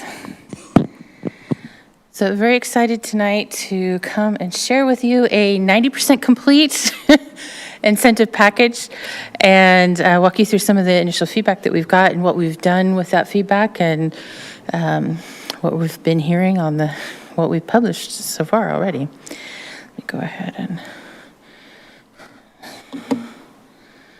my mouse is.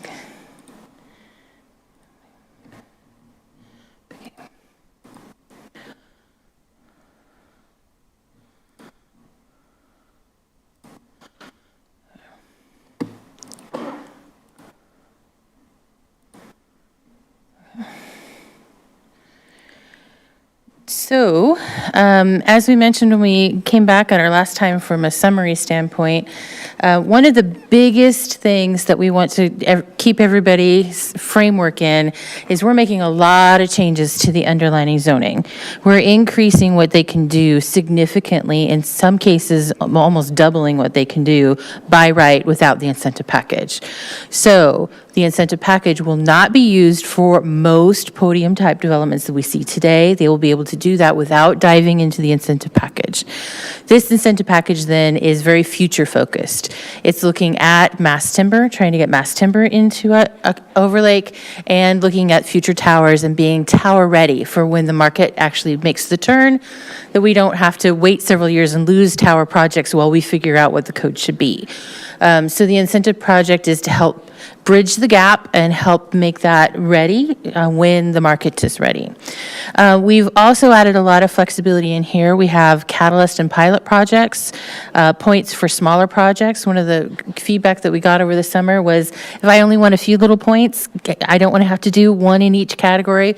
We've made some edits to allow some of the flexibility in our catalyst and pilot project section.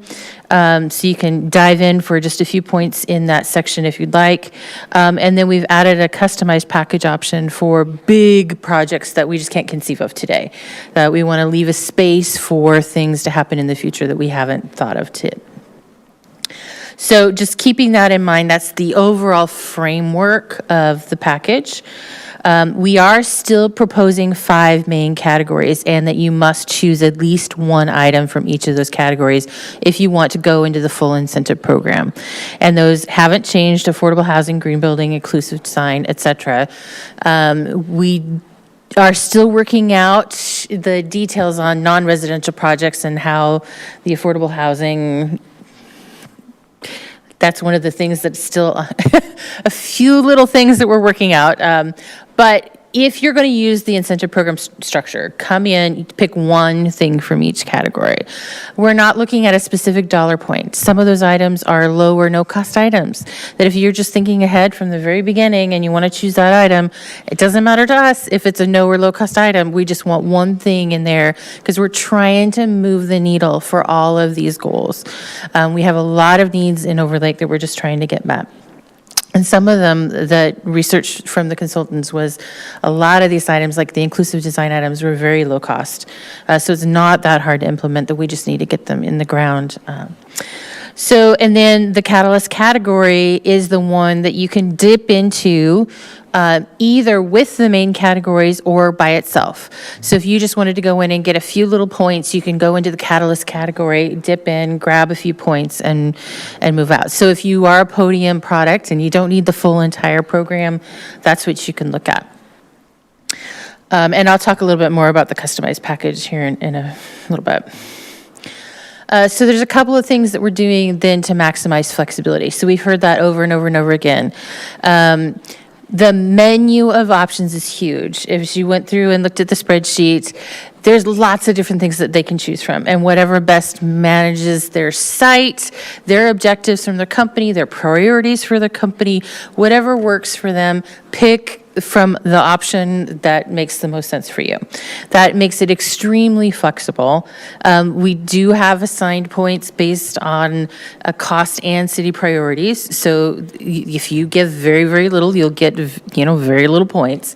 But it does create a lot of flexibility. So if they needed a couple of little teeny tiny points to go with one big one to make their numbers, that's fine. We do have the calculator that was published, the Excel spreadsheet. We've already gotten some feedback from folks that they love the calculator. There's a few things that's changing with that, and I'll show you a little bit later. And when we're done through this presentation, I'll actually open up the calculator and walk you through how it works. We did that on Monday at the workshop, and everybody thought that was great to be able to see just how a developer would use it. And then again, we've got those no and low cost items in there, and that increases flexibility too. So it gives a lot of incentive to be thinking at the very beginning of the project. So it's just another non-cost incentive, right? And again, there's that catalyst category, which you can use independently in the placeholder. So all of these things really do make an extremely flexible package that we do think meets the needs of the city and the community while being able to be totally flexible to the developers. Okay. So a couple of things that we had talked about before is within the TOD focus area, which is the shaded and purple area on the map here, that there's different levels of points. There's different priorities the closer you are to the light rail stations, right?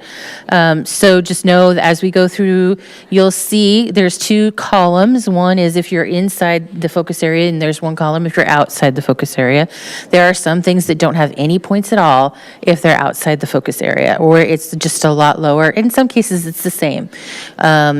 But that's just something to be aware of. We also are using in the TOD focus area two things that we've talked about in the past, and we've figured out the mechanism for implementing.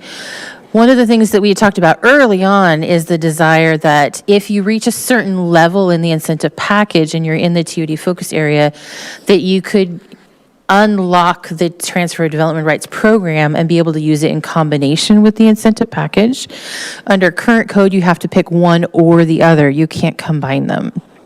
And so what we've set here is at the threshold of 100 points, then you could actually start to combine it with the TDR program. And then we had also said early on that if you reach a certain threshold, we're going to lift the FAR entirely, and you'll be able to go up to the maximum height. So this is something that we're putting at 200 points for right now. This is something that we've set low intentionally early with the expectation that after a couple of years, you might have to get a little bit more points, right? So it's just, again, to help incentivize the transition to towers and mass timber. And then as we start, the market starts to catch up, we won't need that lower point threshold. We can go back up. The end goal really is going to be 400 points would be that. So we're cutting it in half to help, again, just make that transition happen. I do want to point out here, this number of 30 stories that we studied in the EIS, 325, 300, that actual number we're not set on yet. We're still trying to estimate that. Office and residential tower heights stories are different. So we're talking with some of our tower developers just to kind of fine tune what that is. A 30-story office building could be up to 400 feet. We're not going to go that high. So this 30 stories is going to go to a feet number, but it'll be somewhere in the 300 ranges. And I'll talk a little bit more about that here in a minute. But again, if you reach that threshold, the FAR lifts, and then you can go to the maximum height studied under the EIS. Okay. And so one of the reasons why we're proposing making the change on the height adjustment is that we had studied 30 stories, and that is definitely higher in the EIS. The initial testing phase feedback that we got from the developers was, well, there's a different building code that hits at 240 feet.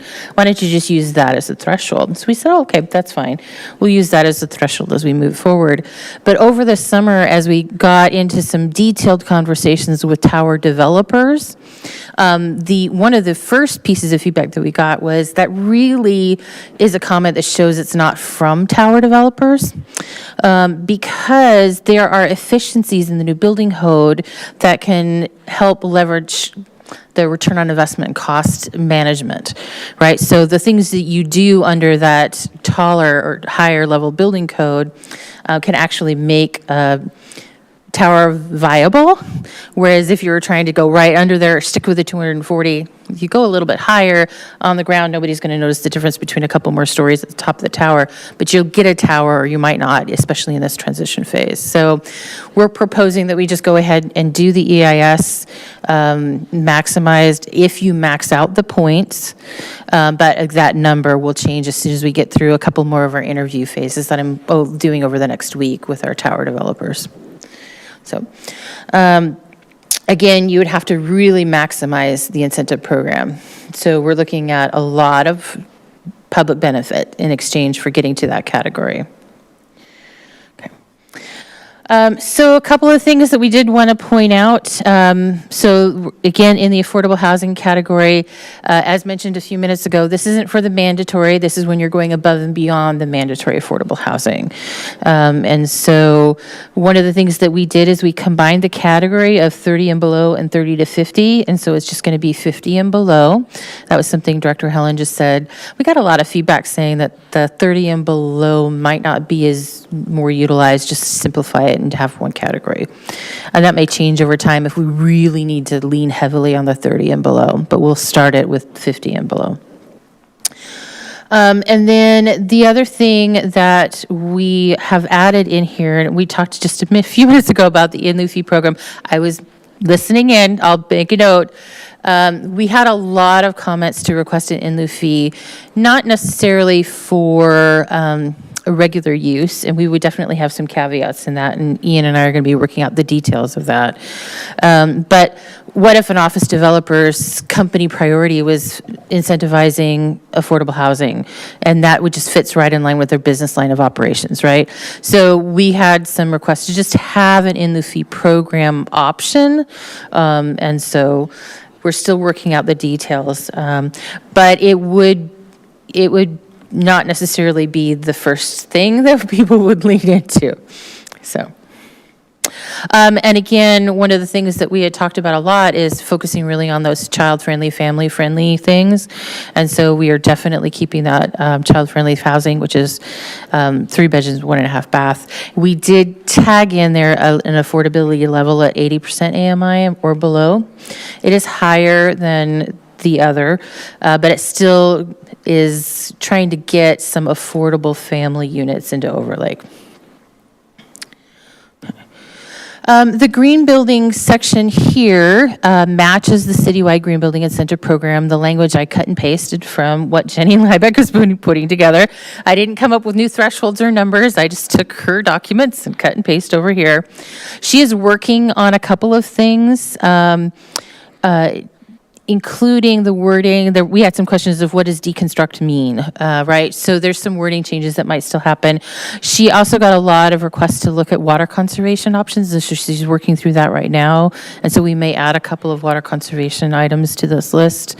And then the other thing to just keep in mind here is that as we started moving things around, the original was, okay, if you're going to use the incentive program, there's a few things that you will have to do in green building. We moved those into the mandatory.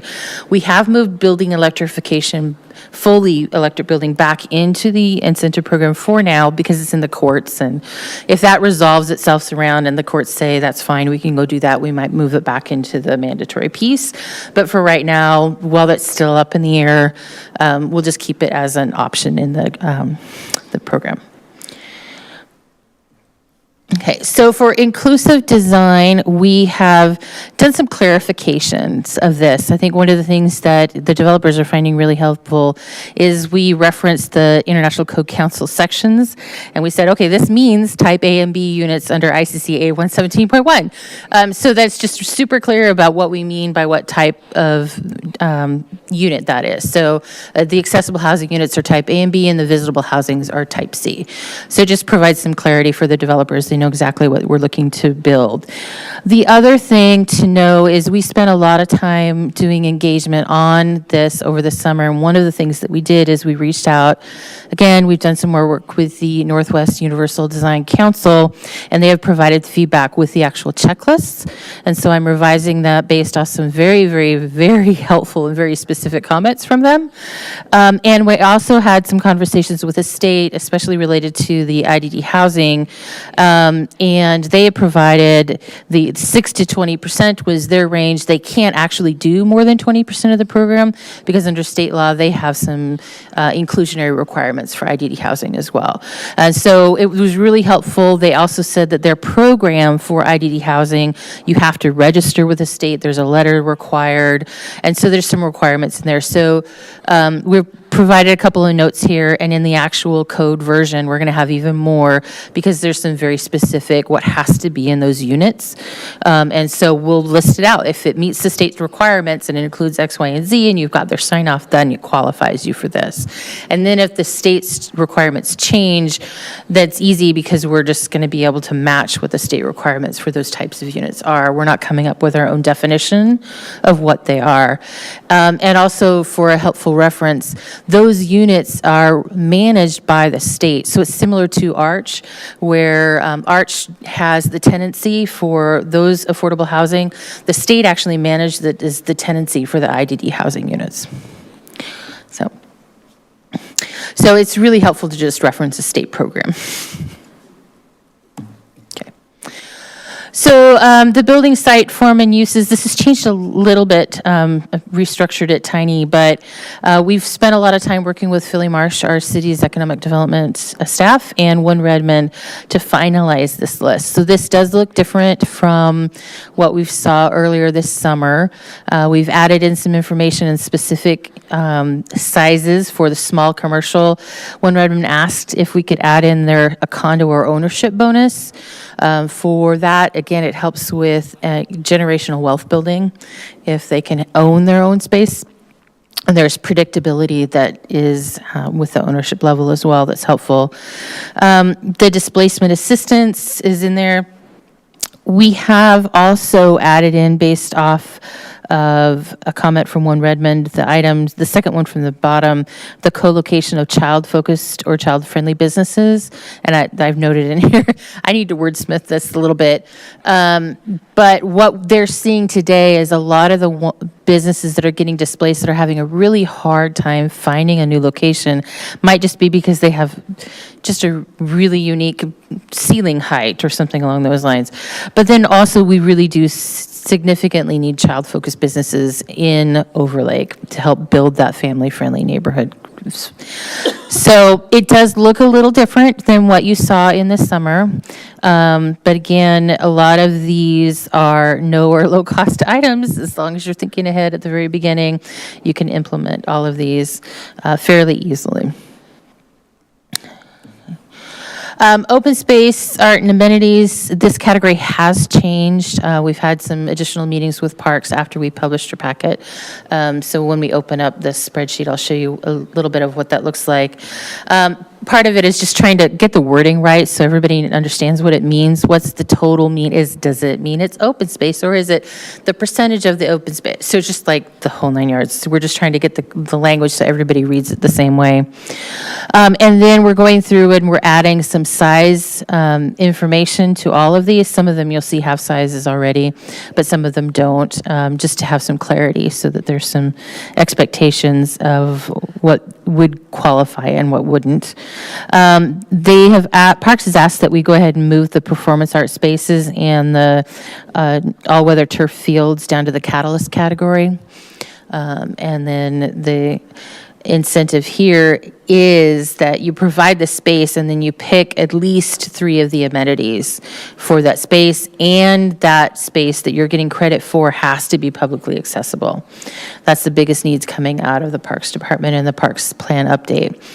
So again, we're going to wordsmith this so everybody understands what it all means and add some additional details so it's just really clear what qualifies. And then the Catalyst project points, again, this is the one that can be used standalone. So if you want to go in and just get a couple of points, especially if you're in the Overlake Village area and you can go in and get the Intercultural District contributing features, that's a great way to go in and just get a couple of extra points for your project. This section, though, most of the items in here are ones that we anticipate will sunset or ratchet down after time. So that we're only going to use some of these for 1 or 2 projects, and then they'll go away. Some of them will have a certain amount of time, and then maybe we'll start dialing down the incentives. So one of the changes I've made, you'll see, is I've actually categorized them together. Like, these are the ones that we're only going to use for 1 or 2 projects, and these are the ones that will start to sunset over time. I did move the intercultural district contributing features to this category so that it's a little bit more flexible in integrating that. And you'll see that there are also a number of things that used to be up in the open space, art and amenities has moved down here as well. Again, that just adds a little bit more flexibility, but it's also for those things that are just really big and we only want 1 or 2 of them, having them in that same category with all the other things that we only need 1 or 2 of just makes sense from a understanding perspective from the community. The other thing that we talked a lot about early on is trying to find a way to bonus incentivize child-friendly. And so I've just listed some of the many, many examples that we flagged as child-friendly. What the calculator will do is it will say, I'm going to count what you have chosen, and if they are 4 or more, I'm automatically going to add a bonus for child-friendly. So they would get the incentive for doing each line individually, and then on top of that, they get an extra incentive. Again, Overlake is severely underserviced right now, and this just helps us get that service and all of those amenities into that neighborhood. And this might be something that we change over time. We might take some things out because we might only need a couple of them. But it is always going to be intended to be an automatic thing, so that if you hit those items, you don't even have to tell me that they're child-friendly. The calculator automatically knows if it's child-friendly. One thing that Parks did recommend that I am making a change to is that making sure that those 4 or more aren't all 4 small little park items, right? And so I'll make sure that the calculator only counts 2 from that category maximum, and 2 would have to come from other categories.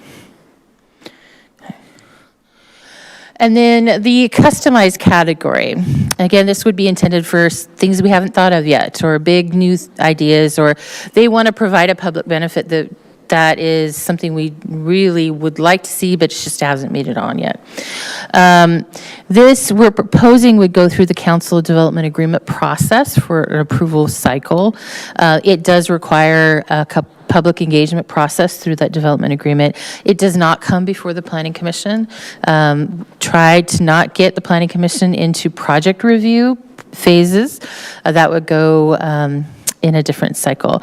We do want to put in here the clarification that you just can't create your own point system, that you can come propose public benefits, and then we will look at our system, and we have cost-based points that we assign, and we have city priority points that we assign.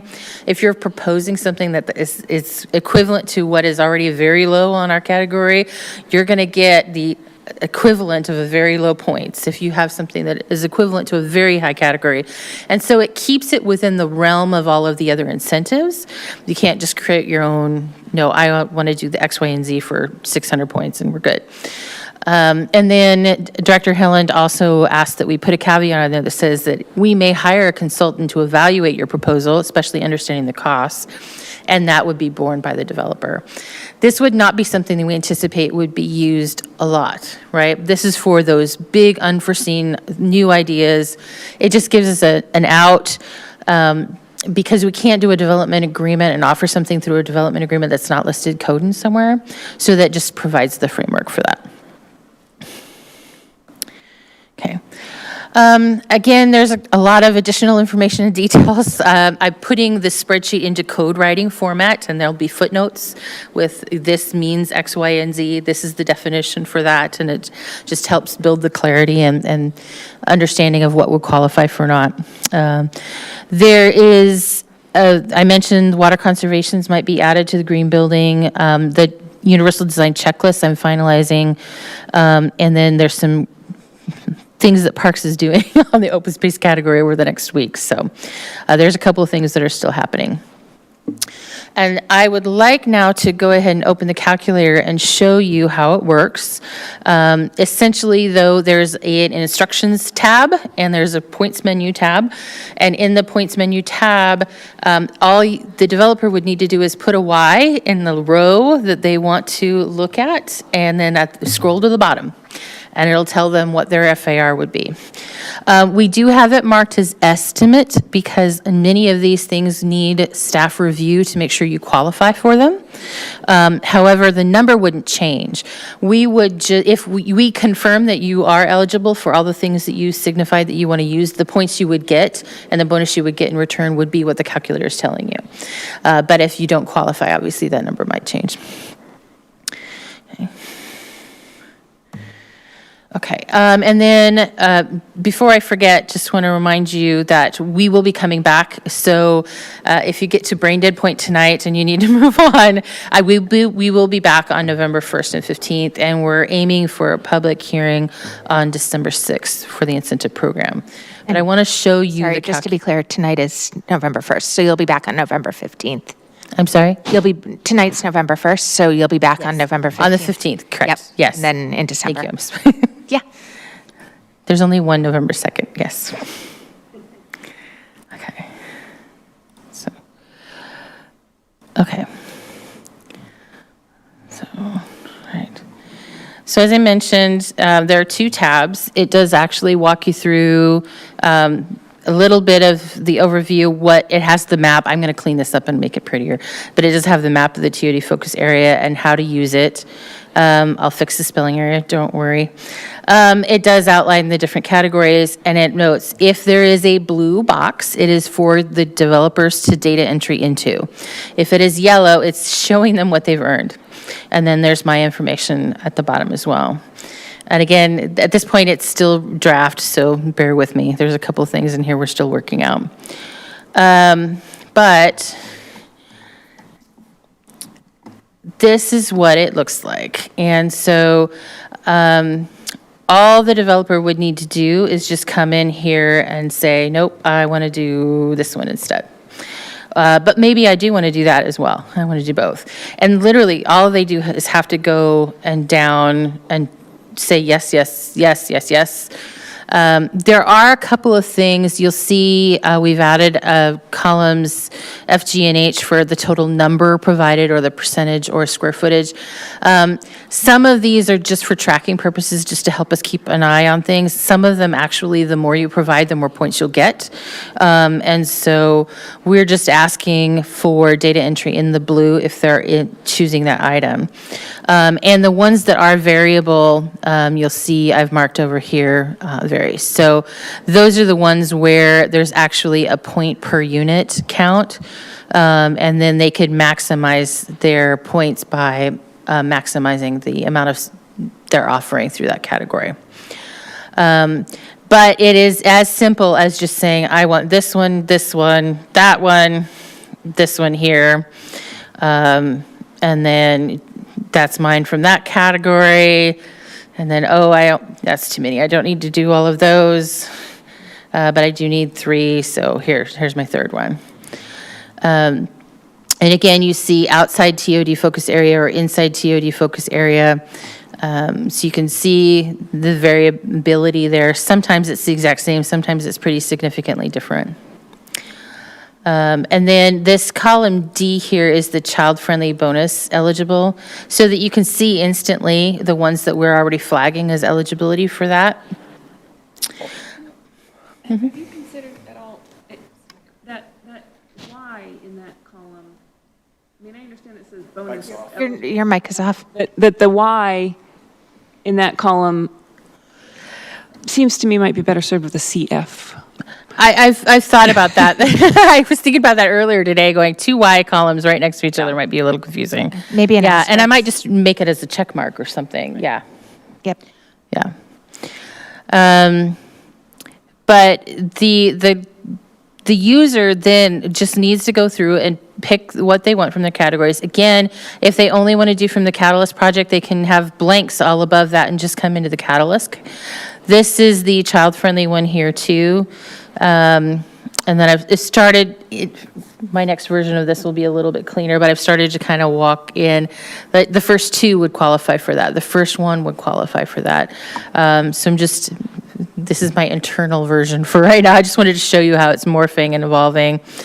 I did group like that sunset provisions all together and then the first several in together, just so that it's a little bit clearer for the user if it's based off of a number of times it's been used or for a number of years. And then the footnotes will all make it clear on the set sets. And then you just come down to the bottom. And I made some changes today, so I apologize for that not working right. But the goal here is all you would have to do, I hide that category again, is you would tell it what your zoning is, because you have different base FAR requirements for the zone. So you select it, if it's in OBAT, it's 3, or if it's in OVMF, it's also 3. If it's in Overlake Village, it is 5, right? So we're increasing it pretty significantly. I'm going to make one change up here just so you can see the number of points. All right, so in this particular case, just the number of Ys I just randomly threw in actually got about 300 points. So it's going to show NA in the TOD focus area. And what that is they've maximized it. They no longer have an FAR anymore.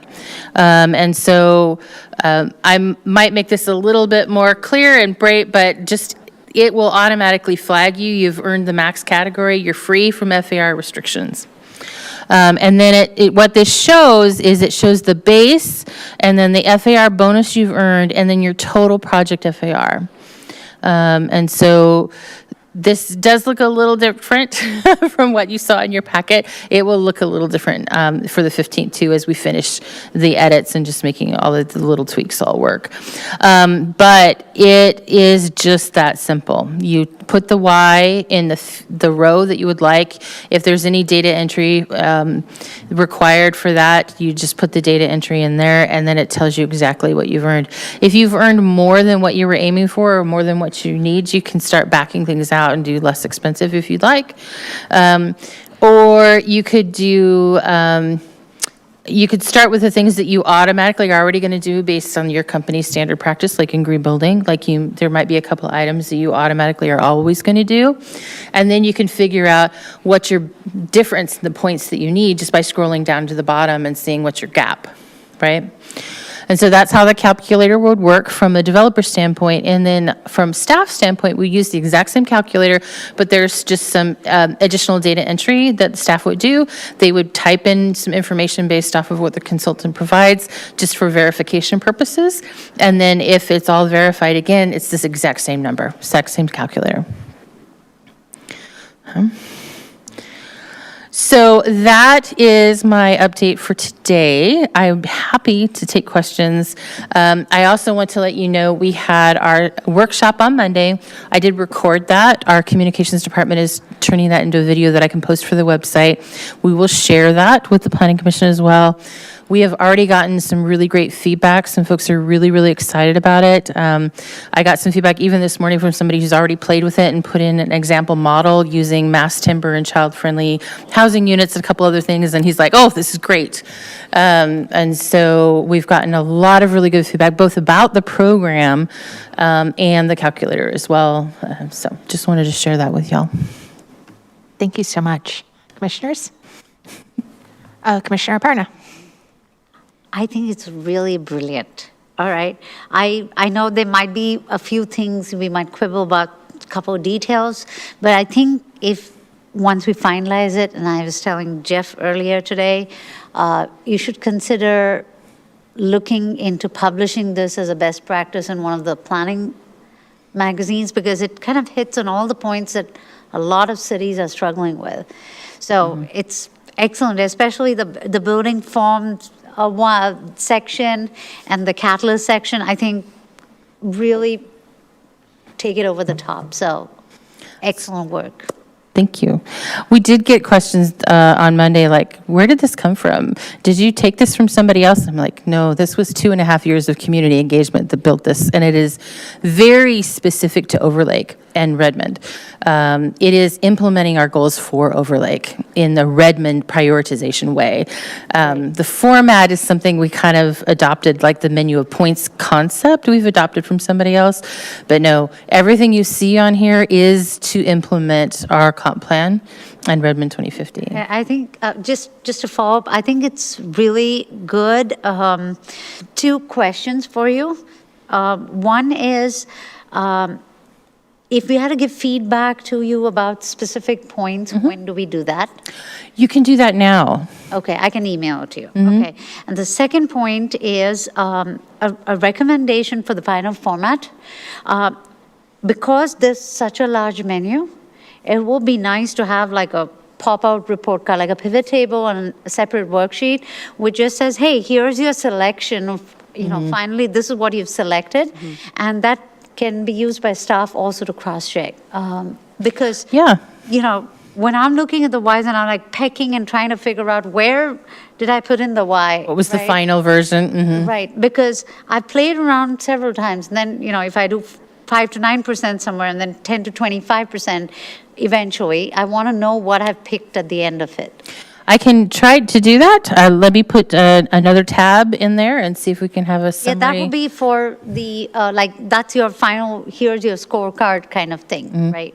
So, but really consider publishing this, okay? It's, because I look at it this way, when a suburban city is trying to convert to a more urban model, especially like in Overlake, for instance, right? These are very specific tools, and so I do consider it, please. Thank you. Right, Commissioner Nueva Camina. I'm in love with this. Okay. I'm absolutely in love with it. The reason is because it's solution-based.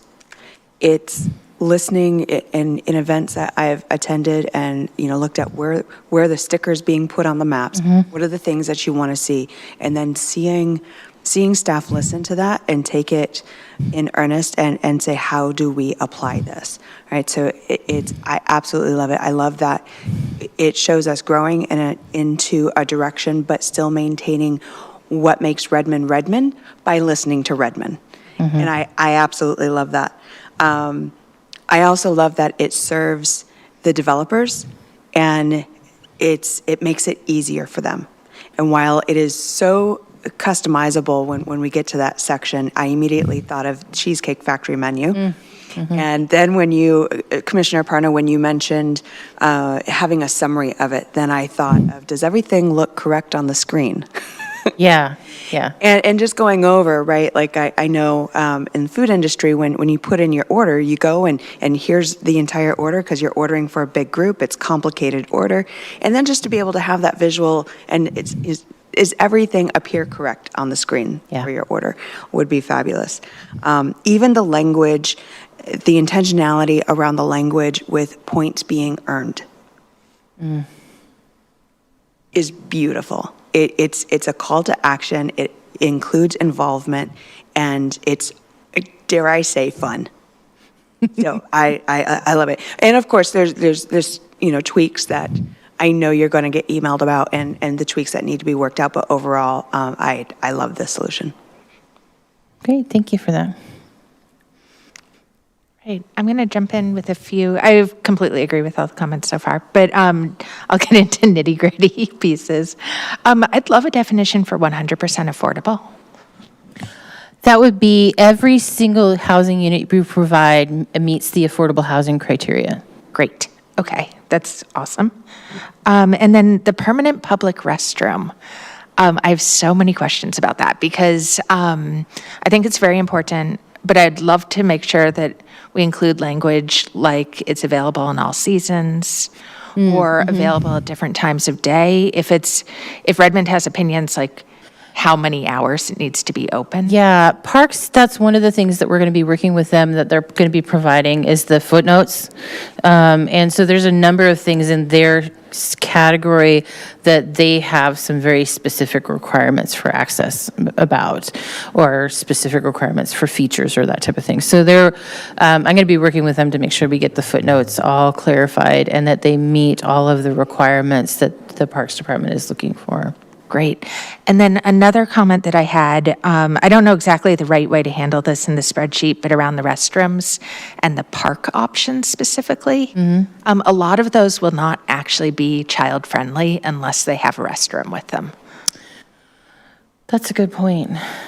Let me see if there's a way that we can... Parks yesterday just brought up the fact that if in the catalyst category, I've added in the changing station. So you have a public, and you're not familiar with that. It's where instead of a child size changing platform, it's an adult size for teens or adults with disabilities.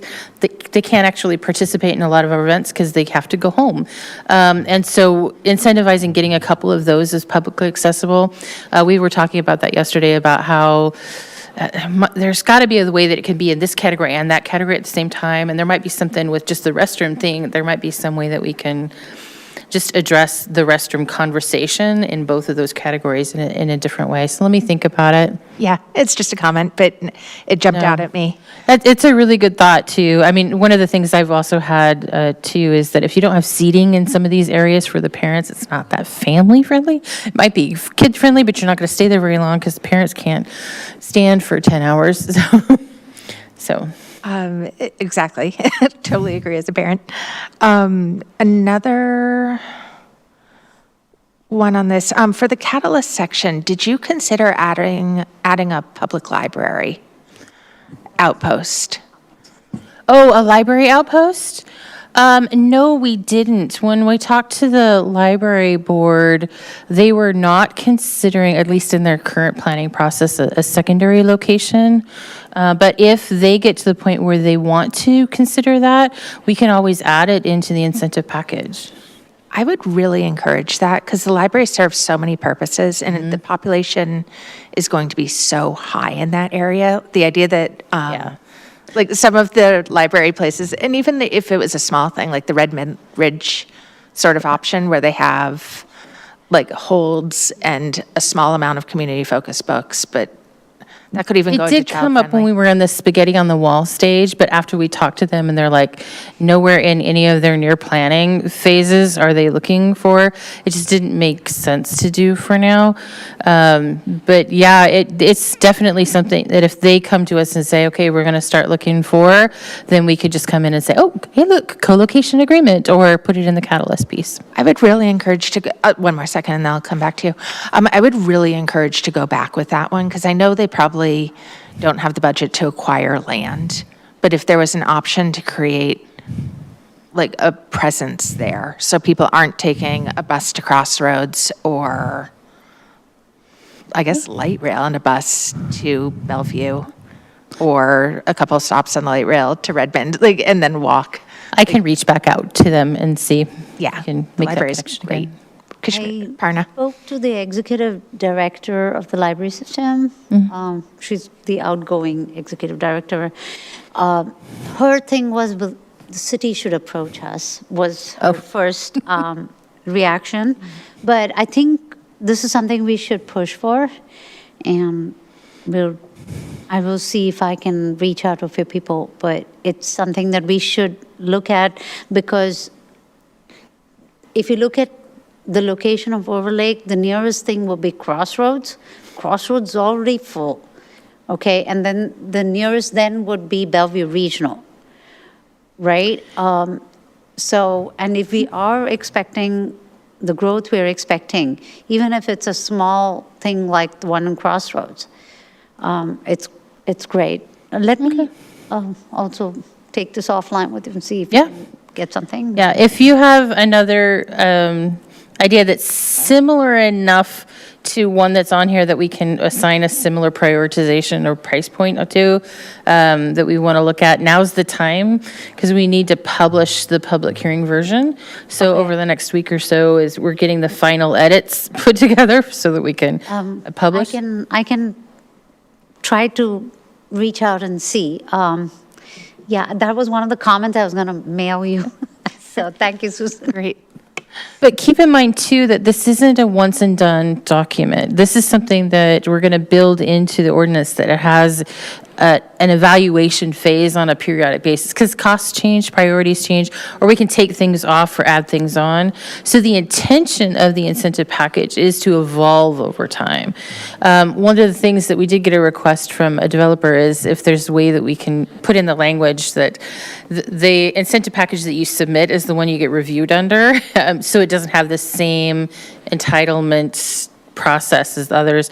I'll work out the language and with our director on that, but that way, as we go to change it over time, if they've submitted for it, that it doesn't change in the process. But the actual evaluation of this should not necessarily be every year, but maybe every 3 years or every 5 years, we say, do we need that anymore? Or is that code change so that we're, like what our green building code is right now, we're incentivizing things that are now code or are going to be code soon? Like, is something else happen along those ways that we need to just make adjustments so that we're like raising the bar instead of that? So all of those things will need to happen. So think of this as a living document, so that if there are new ideas or other agencies come and say, look, this is a really high priority for us, but we need some partnership to do, let's add a line in the incentive package. That is something that we can do through the annual code cleanup if we need to even.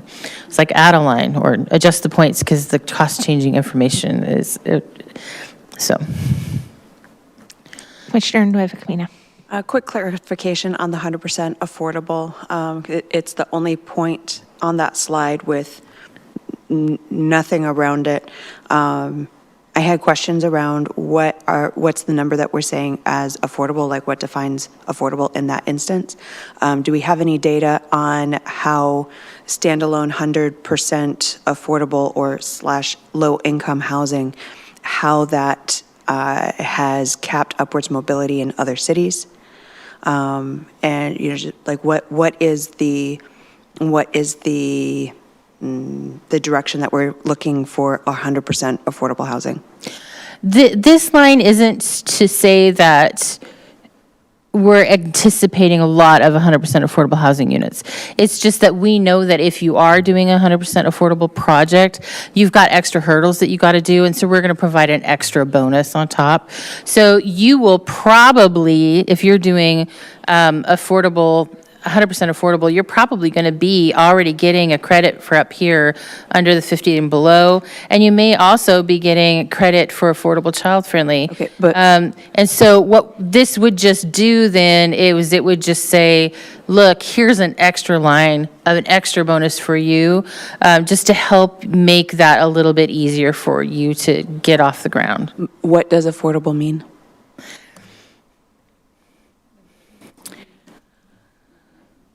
Because a housing development that's 100% affordable at 50% is going to have different challenges once built than an 80%. Okay.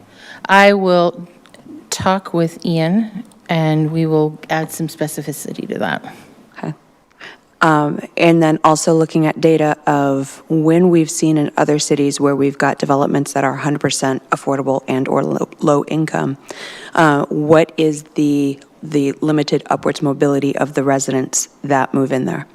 Meaning we live in an affluent community, and whether we want to admit it or not, we've got some bias. So if we've got folks living in 100% affordable and or low income housing, are we a welcoming enough city to not have the bias of the residents inside of that building? And I just want to bring that up so that that is somewhere in our thought process as we move forward. I will say, I think Ian mentioned it earlier today, our goal, our priority is the integration into, that is stated in many different ways and places, but so we can clarify that here as well, in a footnote, that our goal isn't necessarily to have a bunch of those, but we're just acknowledging that those types of units may need just an extra boost. Commissioner Parna. So just on this 100% affordable piece, question is, if somebody is willing to go 100% affordable on whatever AMI specified, do they still have to meet the other, like, 4 categories, at least one of those? That was something that I thought about over the last week too, if that might be better placed in the catalyst category, just so that they wouldn't necessarily have to, if that got them all their points and that got their project, they wouldn't necessarily have to go into the other categories. Let me think about that. We might move that. Because we've heard in the past where things get in conflict, like, you have the green building rising up some costs and then the affordable piece there. So it might be, if somebody's going all out on it, maybe some different exceptions. And the second question I had was the fee in lieu. This is only for over and above the inclusionary. Yes. Right? Just making sure. The entire category only incentivizes over and above. Got it. Thank you. I had one final comment just on the instructions. I loved including the map that's there for the transit-oriented development or not. I would love if you could also include the map of the 3 different zones. Oh, okay. Because I think you know them very well, but other people are going to have to look them up. We ask them what zone it is, so having that easy for them to, yeah, got it. Thank you. Okay. All right. Any other questions? Okay. If you have any feedback on this, please by this time next week, if you could get them to me via email so that we can get a version published for the public hearing, that would be helpful. Thank you. Thank you so much for your time.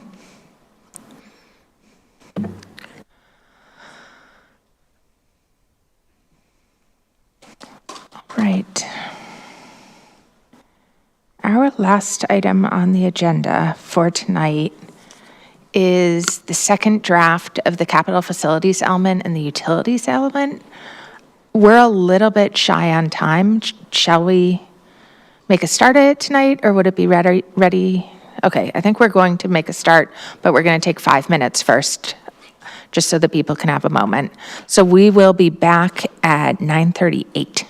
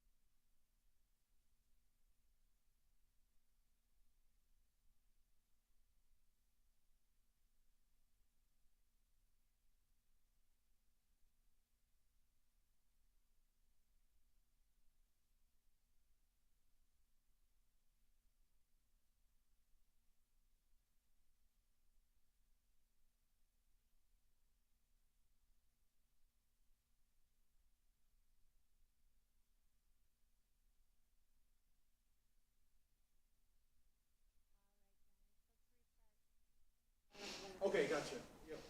Get It'll Angie. get distributed regardless. Get Angie.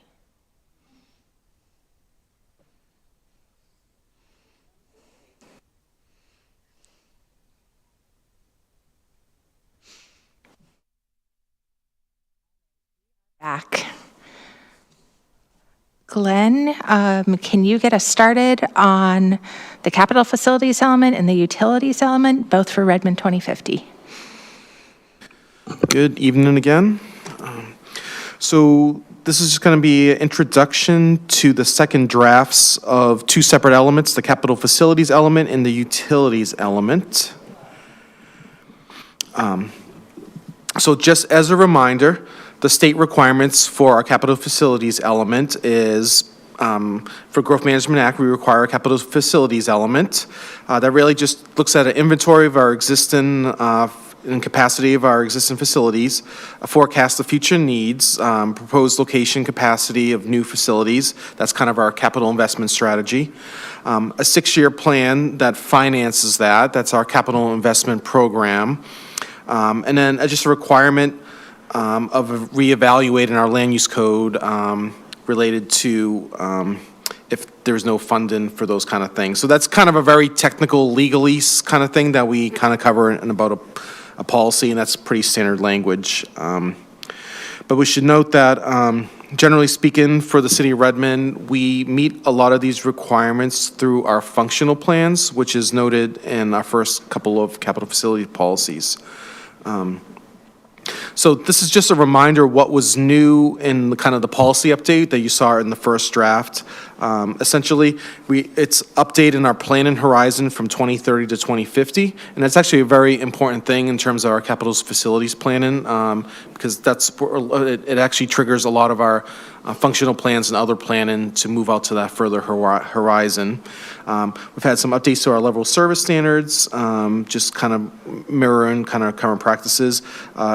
Ensure issues around equity are considered, update a lot of unclear, outdated terminology, and also kind of consolidate some of the policies. So what is different, what is new in the second draft? The main thing ultimately is that we added and updated the narrative. A lot of the narrative for this, again, is kind of standardized, so we actually took kind of the existing narrative and just really had staff go through and just update that for consistency. Like, for example, like park facilities, instead of saying that there's 25 parks, it's 26. That's not an accurate number, but that's just an example of those kind of things. Also, some of our levels of service standards have been updated, so we continue to clarify that with staff. And again, just miscellaneous revisions around policy language, grammar, clarity, best practices. Some of the input really were just questions, clarifications on a lot of the technical terminology. Again, capital facilities, it's more of a kind of a technical kind of part of the comprehensive plan, and just ensuring that we're incorporating our Redmond 2050 themes. So the other element we're discussing is our utilities element. It's actually in some regards, it's kind of similar to our capital facilities requirement, and really just talks about our private and public utilities, location, proposed locations, and ensuring we have capacity for those utilities through our land use and zoning code. Again, what was new in the first draft, it was a really big consolidation of a lot of policies. As we've kind of noted that the utilities element got kind of bloated over the last 25, 30 years, where a lot of policies that didn't really fulfill or went above and went beyond kind of what that Growth Management Act requirements were. As we also probably noted previously, that our climate resiliency policies, some of them were also located in the utilities element just because there was no place to put some of the energy related kind of energy efficiency stuff, but it really wasn't a utility kind of focused policy. So a lot of policies there moved to the climate resilience element. Again, outdated language, things like that. Probably one of the bigger changes, more noteworthy changes, was kind of that policy shift away from natural gas as an energy source, while also respecting that we have to still, state law, allow land use for private utilities. We also added a policy on grid reliability, and then we also updated some of our solid waste kind of policies to kind of match kind of the best available kind of best practices that we are following. Second draft, this is the newest version. Again, the main thing was updating the narrative text that goes with that, simplification, grammar, clarity, things like that. We also added some policy frameworks. This was the only element that didn't have framework policy. So we added that to be consistent with our kind of drafting of our comprehensive plan. One's just related to our city-owned and one for our private utilities. And then also, what had been noted that we have a whole we have a section on our hazardous liquid pipelines. My understanding was that there was some updates needed, made for that related to the Energize East Side. There was some mitigation kind of activities around that, and it kind of changed some of the guidance or kind of the policy language on that. And then generally the input was, from the feedback we did receive was generally supportive of the updates, and we did have some comments related to how we could better support equity and service provision. So that's the gist of those two updates. We also have some issues matrices generated from the first drafts back in June, and we can do that at another session, study session, kind of go over those in more detail. If now we can also take in some questions, briefly answer, I don't know, or we could take them in write-in and also start addressing that at the next study session, November 15th. Great. Does anyone have pressing comments tonight? Commissioner Nueva Camina. Glenn, thanks for the intro for this element. Question specifically with the pandemic, one of the utilities that we saw where we were having issues with was internet. And I know that internet lays on top of telecommunications, but I'm wondering if it is time that we make internet as a utility a priority and call it out specifically. And while we had, one of the slides was talking about electrical grid, whether or not internet is a thought to be included in that. Commissioner Aparna. I think I would echo Commissioner Nueva-Camina's point, specifically when we look at it in terms of FWUT2. We say encourage private utilities to provide equitable. I don't think it's a question of encourage. I think there has to be something a little more, I don't know, forceful. Mandate is what I would think of, but that's the highest level thing. My question to you, Glenn, is actually a process question. If we put in comments, email these comments, would they come into the issue matrix that we've already started, or would that be a new issue matrix? We would just continue to add to that. Okay, so in the interest of time, a lot of these pressing, not so pressing ones can be put in, but the pressing one is because it's in the umbrella policy there, equity is not really addressed as significantly as what we talked about the previous time. So I guess people agree, so thank you. All right, anything else? Nope. I think we're good for tonight, and we will see you on the 15th, I believe. Yes. Excellent. I believe on staff updates, Jeff had an update. Not to jump the gun, sorry.